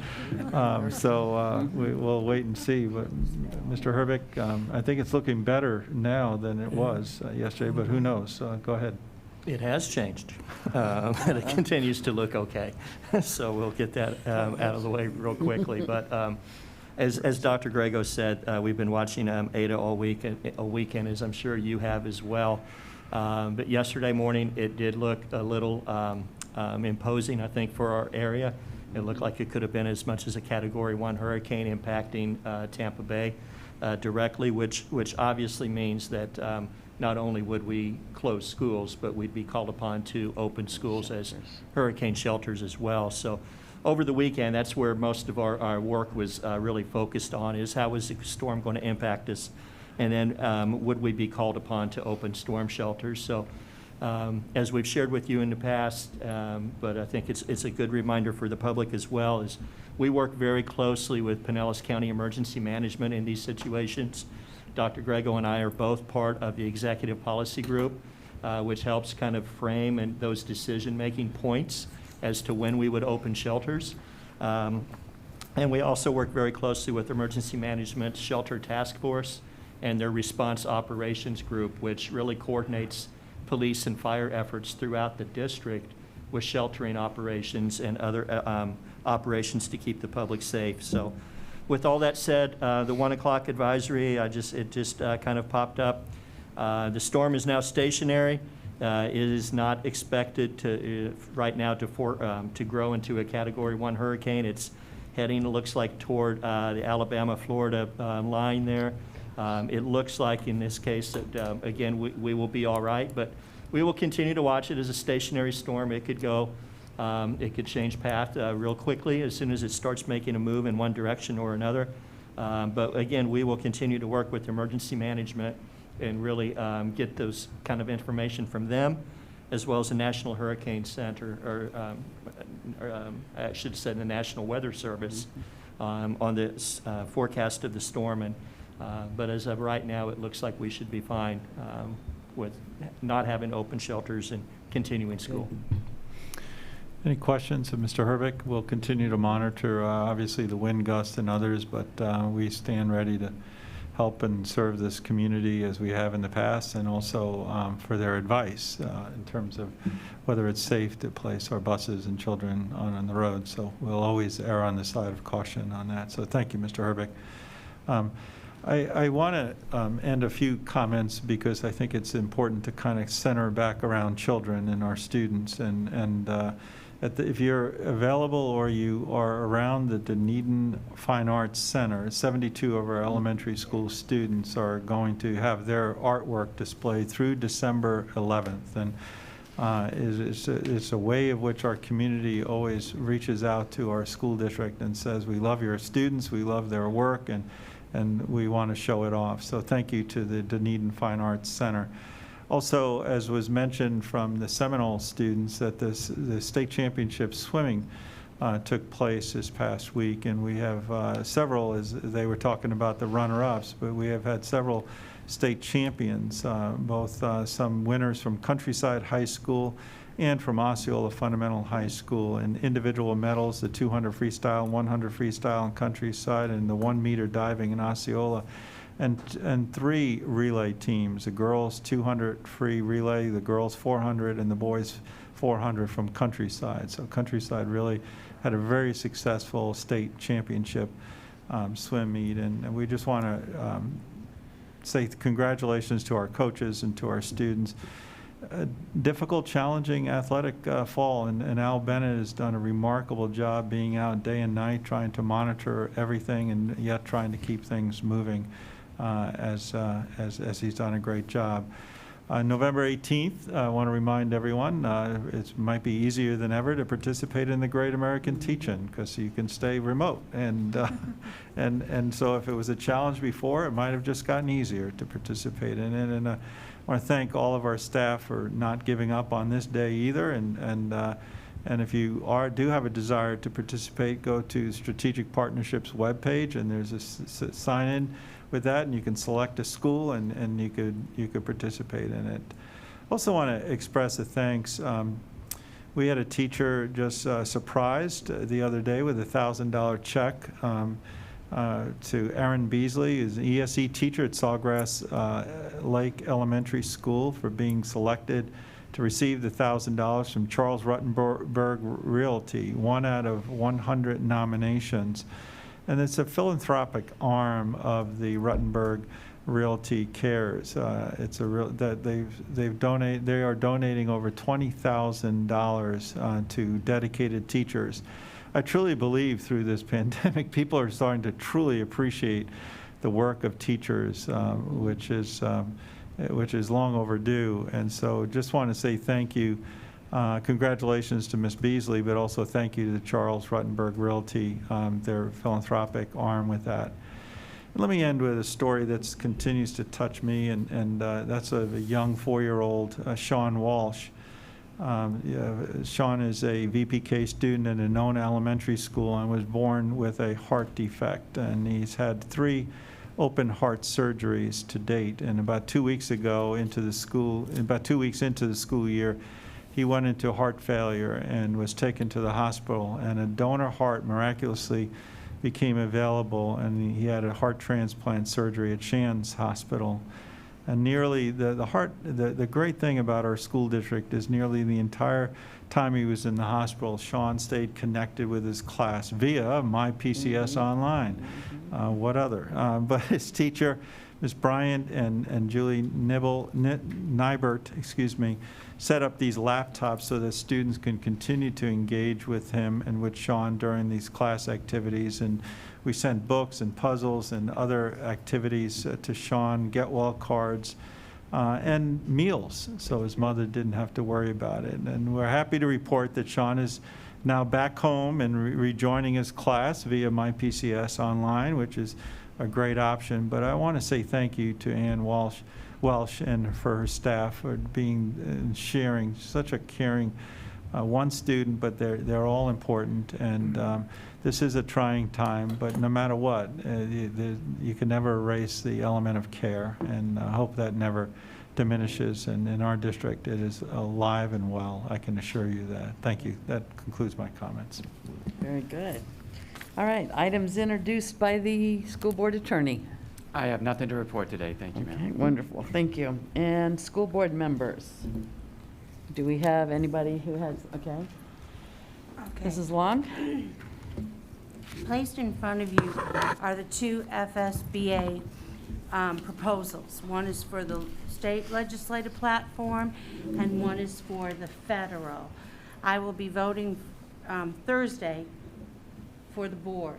So I need to, if you take a minute, out of 67 districts, this was evidently, what I was told, the most highly shown concerns across the state. Okay. Now, we still have our own county legislative platform that we will be talking to our local representatives on December 11th, but this is what FSBA and the state will be working with state legislators. So, I want to look at it quickly, but I need to hear how you feel and go forth.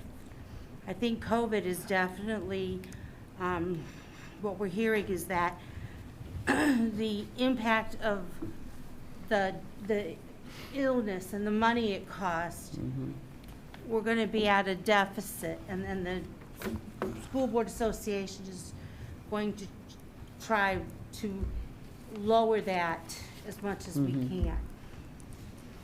So this isn't so much to deal with it, but to deal with the ramifications of it. Of what's happening. Okay. And they feel very strongly that that's the direction we need to go. And I don't know, Dr. Grego, what the superintendents, what they're thinking. Is We it haven't similar? Yeah, it's very similar. We haven't finalized ours. Ms. Frank retired this past week, so I'll blame it on her. Yeah. But she's been great, and so we're still trying to finalize it Okay. as an association, but I will share it with you when we're finished. But it is very similar, almost identical. In fact, our superintendent's one is very similar to this board's legislative What a coincidence. platform, too. Okay. And then the federal. Yeah. So are you all in agreement? Do you need us to vote on it, or do you just want consensus? I want consensus. Okay. Mr. Dudley, you Good. agree? Good. I can, Ms. Kane? well, yeah, Ms. Cook? sure, Does it look good? sure, this is kind of like a vote. Yeah. Is there any Just comments kind of you wanna wondering. make? Just that I'm a strong advocate for the safe harbor around school accountability, especially for second semester, the challenges we may face in Yeah. bringing students back to school for mandatory testing may be a real challenge, and Yeah. I hope they will consider safe harbor. Mm-hmm. Yeah. Well, we'll push it as hard as we Right. can. We also have the consortium platform that will be coming, and it too ties in with some of these things as well. So I think it's all focusing in the same direction. Okay, well, I have a meeting early Thursday morning. Once the meeting's over, I'll send out an email letting you all know where we are. Okay. Now, at that meeting, they will be able to make some amendments to it should they choose. If they correct? need to, Okay. yes. And then on December 11th, I believe it's December 11th. It is. When we have our FSBA meeting, everyone will vote. Right, right. They'll have, Just, December 2nd, December 3rd will be the conference with Right. keynote speakers and the sessions that are available. But December 11th is specifically to vote on the platform. And that's a general membership meeting. Every member, district, every school board member is able to vote on that. And that will be via Zoom, or, I don't know that it's Zoom. It's going to be Zoom. It is? Okay. Yeah, they're using. We have two more platforms too, so I'm not sure which one it was. Yeah, I'm pretty sure they're using Zoom. But it'll be virtual. Yes. Madam Chair? Yes, sir. And I'm sorry to interrupt, and Mrs. Long, just in case you need it, and just to belt and suspender it, you might as well have somebody make a motion, second it, and adopt it, so that you have that full authority when you go back to the committee. Okay. I'd like the, I'll go ahead and make the motion.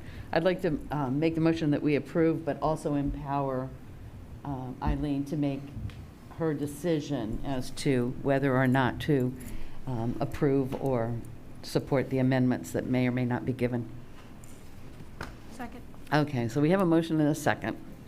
All in favor, or any other discussion? All in favor say aye. Aye. Aye. And opposed say no. And it passes 5-0. Okay, is there anything else, Mrs. Long? That's it. All right, any other board member? Okay, Dr. Carr? I attended the Homeless Leadership Alliance and wanted to report back that there's been a new person for the coordinator of Amy Foster, will now be leading the organization. So Good, yeah. we want to just extend congratulations to her. And also, there's been a bit of a struggle for that board to, or the group to meet, because it's a public meeting and for Sunshine, and I believe there's 29 members because there are a number of elected officials from all different parts of the county. So there have been some particular challenges towards that. So they're looking at how to address that so we make quorum to be able to take actions. Otherwise, the executive committee moves forward actions needed. But I wanted, as a member of that group, I wanted to make sure we were aware of those challenges and what was happening with the executive board, being the smaller group which will be making decisions. Well, they need to talk with our staff, because they have it down. They With what do, we but did with 29 people is a USF lot and of everything else. people. Yeah, but look what we did with USF, so Yeah. they need to, So they'll it can be try. done. They'll try. I also want to say thank you to the Ryan Wells organization. They did such great work to fund and contribute to our culinary programs and vocational programs and provide scholarships to our students. And they did have, it's a real challenge right now for philanthropic groups to gather together for fundraising. Typically, so many events we have are face-to-face, and while in some cases there's been a large turnout, as we see with our family involvement pieces, for a lot of our philanthropic groups, it's been a challenge to continue to raise funds and get contributions. But they've done a tremendous job, and they have an upcoming golf tournament, which I think we all received information on. But they did have the online chefs event, and we were really fortunate to get another item, which is always fun. But that, along with how folks have managed to also work differently, I was able to go to the Starting Right Now event at Tropicana Field. Sorry, Al Lang Field, not Tropicana. And it was outside with the tables spread out and food. So people are finding ways to do things differently, and it's such an amazing organization. And there was one story that I thought was particularly moving and wanted to share with you about an individual who received guidance and mentorship through the Starting Right Now program, which provides support to homeless youth. And she was successful in navigating through the program and obtaining support and scholarship, went to college, became a teacher here in Pinellas County. And she spoke at the event, and her principal was also there to support her. And she is going on to pursue her PhD or her doctorate degree. And that was really exciting to see one of our own teachers share her story. And so many of the stories were about folks who had come full circle and were now giving back. either in areas of education or social work, and just the amazing opportunity that that organization provides, and many other organizations and partnerships that we have in place. So I know we're getting invited sometimes to these virtually, and it was exciting to go to something face-to-face, but I hope we'll continue to support all of these organizations in the community that are trying to do such good work to support our families and students in these very difficult times. And lastly, along with that, for the CARES Act, folks who are still seeking to receive support from the county, the deadline is Friday the 13th. And that was announced publicly, and I think a lot of our social workers have shared that information, but I wanted to be sure that folks heard that because it is a finite deadline in order to receive support from the county for individuals who need support and assistance because of COVID, because their circumstances have changed due to COVID. So those were the only committees. Okay, very good. Anyone else? Okay, Mr. Dudley. Thank you. I just wanted to, I think we should mention the fact that we lost a couple of students this last week, and, you know, very tragic and all, and it just comes to mind, on Sunday, I had to go to a celebration of life for a teacher, Carrie Schaefer Jeffries, who passed away, autoimmune disease, and I've known Carrie since she was 5 years old, and then excuse me, with the students that had died, I'm thinking how precious life is, and somebody at this celebration of life said, you know, we take for granted so much, like we're going to be here forever, and I would, and in lieu of all the stuff we're talking about masks and all that stuff, there is some things that are a little bit more important, and I think that if nothing else, go home and hug your kids, and you know, tell them how you feel about them. So many kids right now are going through some awful stuff. Are finding that incidents of child abuse are going up because of the pandemic, and kids are being used in ways that are just unbelievable. And I think it's time for us to, you know, keep talking about coming together and doing all those things, but we have to look out for the most vulnerable. And certainly our children are a precious commodity. It's a precious, they're our future. And, you know, we take a lot for granted, and sometimes we just kind of, you know, this too shall pass and all, but we don't think about the now and what's going on now. And I would like to just say that yeah, I think it's very important that we put that message out there, that parents, people who are listening, be grateful for what you've been given. And children are the greatest gift. So anyway, that's, I hate to bring it as a downer, but I think it's important that that we always, you know, we're in the children business, and we have to do everything we can to make sure that they succeed.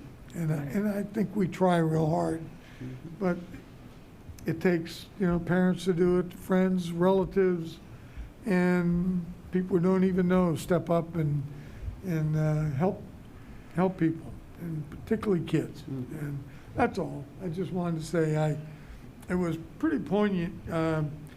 This ceremony was out on Fort DeSoto, and I thought it was interesting that I used to always take people whenever we had a function. When I was on the city council, I used to tell everybody I'm the guy in charge of the weather.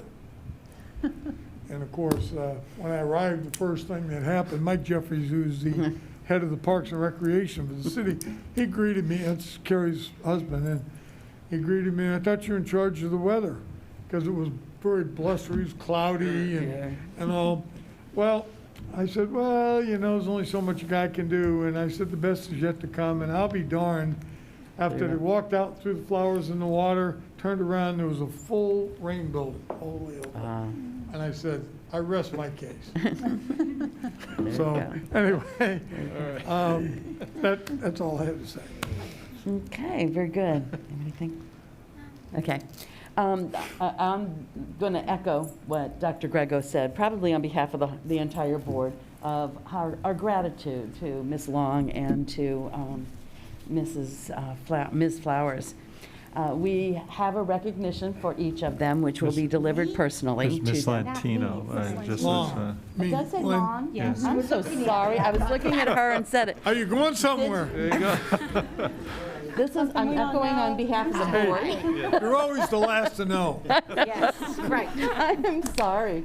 Yes, Ms. Lentino. I just wanted to see if anybody was listening to anything I had to say at this point. It's an L word. That's right. Lentino Long. To Ms. Lentino and Ms. Flowers, to thank them for their service on the board. As I said, their recognitions will be delivered to each of them personally. But you know, sometimes you come onto the board and you think you've spent your time and then you move on and life goes on.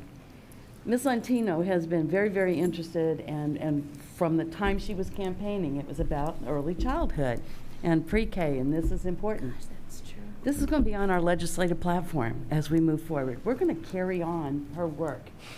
Ms. Flowers, not only is she excited about Melrose being built, but she was also interested in closing the achievement gap, right along with, you know, our concerns and everything else that have gone on.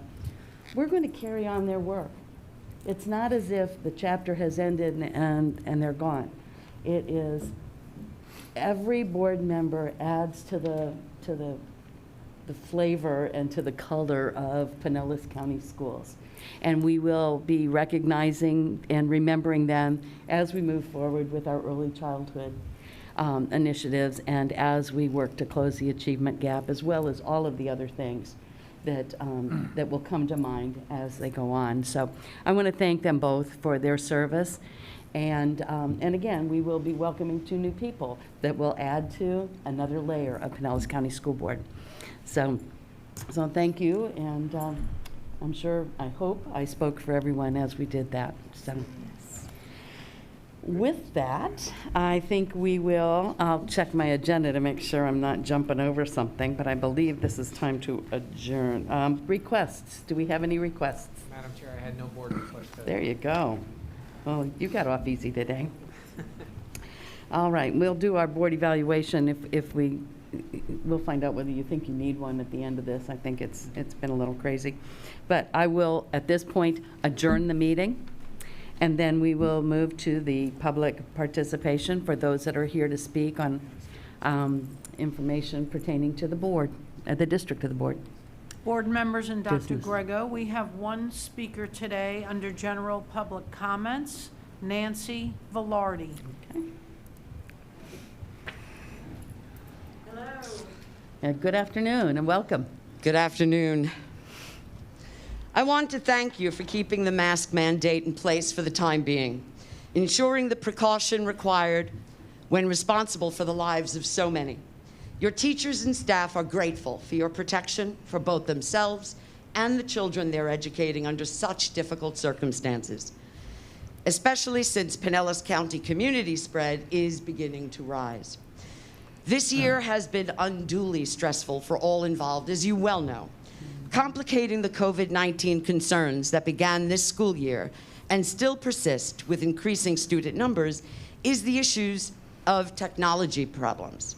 Just this past weekend, teachers lost all of their work in Canvas when Focus was updated, and the frustration was profound. I suggest, here's my idea, just when an update is approaching, the teachers should be contacted so that they may arrange their planning for classes accordingly.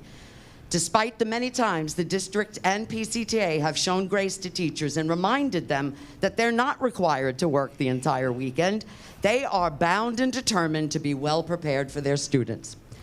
If they know the system will be undergoing updates, they can adjust their timetables accordingly.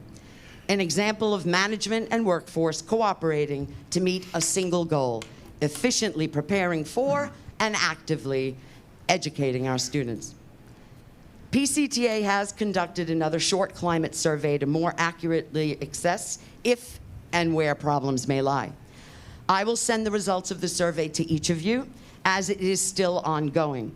While PCTA only has the ability to survey our own members, we can sometimes get a snapshot of what's happening inside the schools, especially since during the pandemic we're not entering the buildings and meeting with faculties. A few items of interest in the survey. While approximately 65% of those surveyed feel that they are always or usually respected as professionals within their schools, only 32% felt that the district respect them the same way. Asked specifically about their involvement in the second quarter scheduling of the additional students, 61% replied they had not been active participants. This was a slight improvement over the responses from the first quarter, where the percentage was 67%. When asked if teachers fear retaliation for voicing concerns to their administration, it was almost 50-50. 48.7% said they felt intimidated, 51.2%, nope, not at all. Very telling was the question about whether people would leave teaching here if it were financially feasible to move at this time. 71% said they would leave. On the positive side, educators are very pleased with how the schools are handling the mask mandate. Oh, sure, we cut her off when she's getting to the good stuff. I know, I was getting to the good stuff. Yeah, please send us that information. I will send everything to you. It is ongoing, so I'll send it to you. Good. Thank you very much for your time and for your patience today. Thank you. Thank you. All right, is that the last of the speakers? All right, with that, our meeting is complete. Thank you all for attending and for your patience as we've worked through all of this.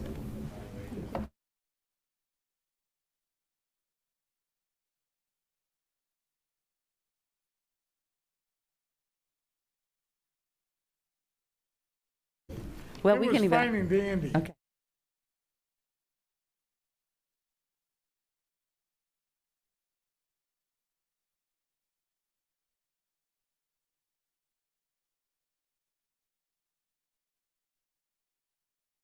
It was awesome for Jeannie Reynolds to have been recognized here, and for us to have the opportunity to wish her well in her retirement, as much as I hate doing that.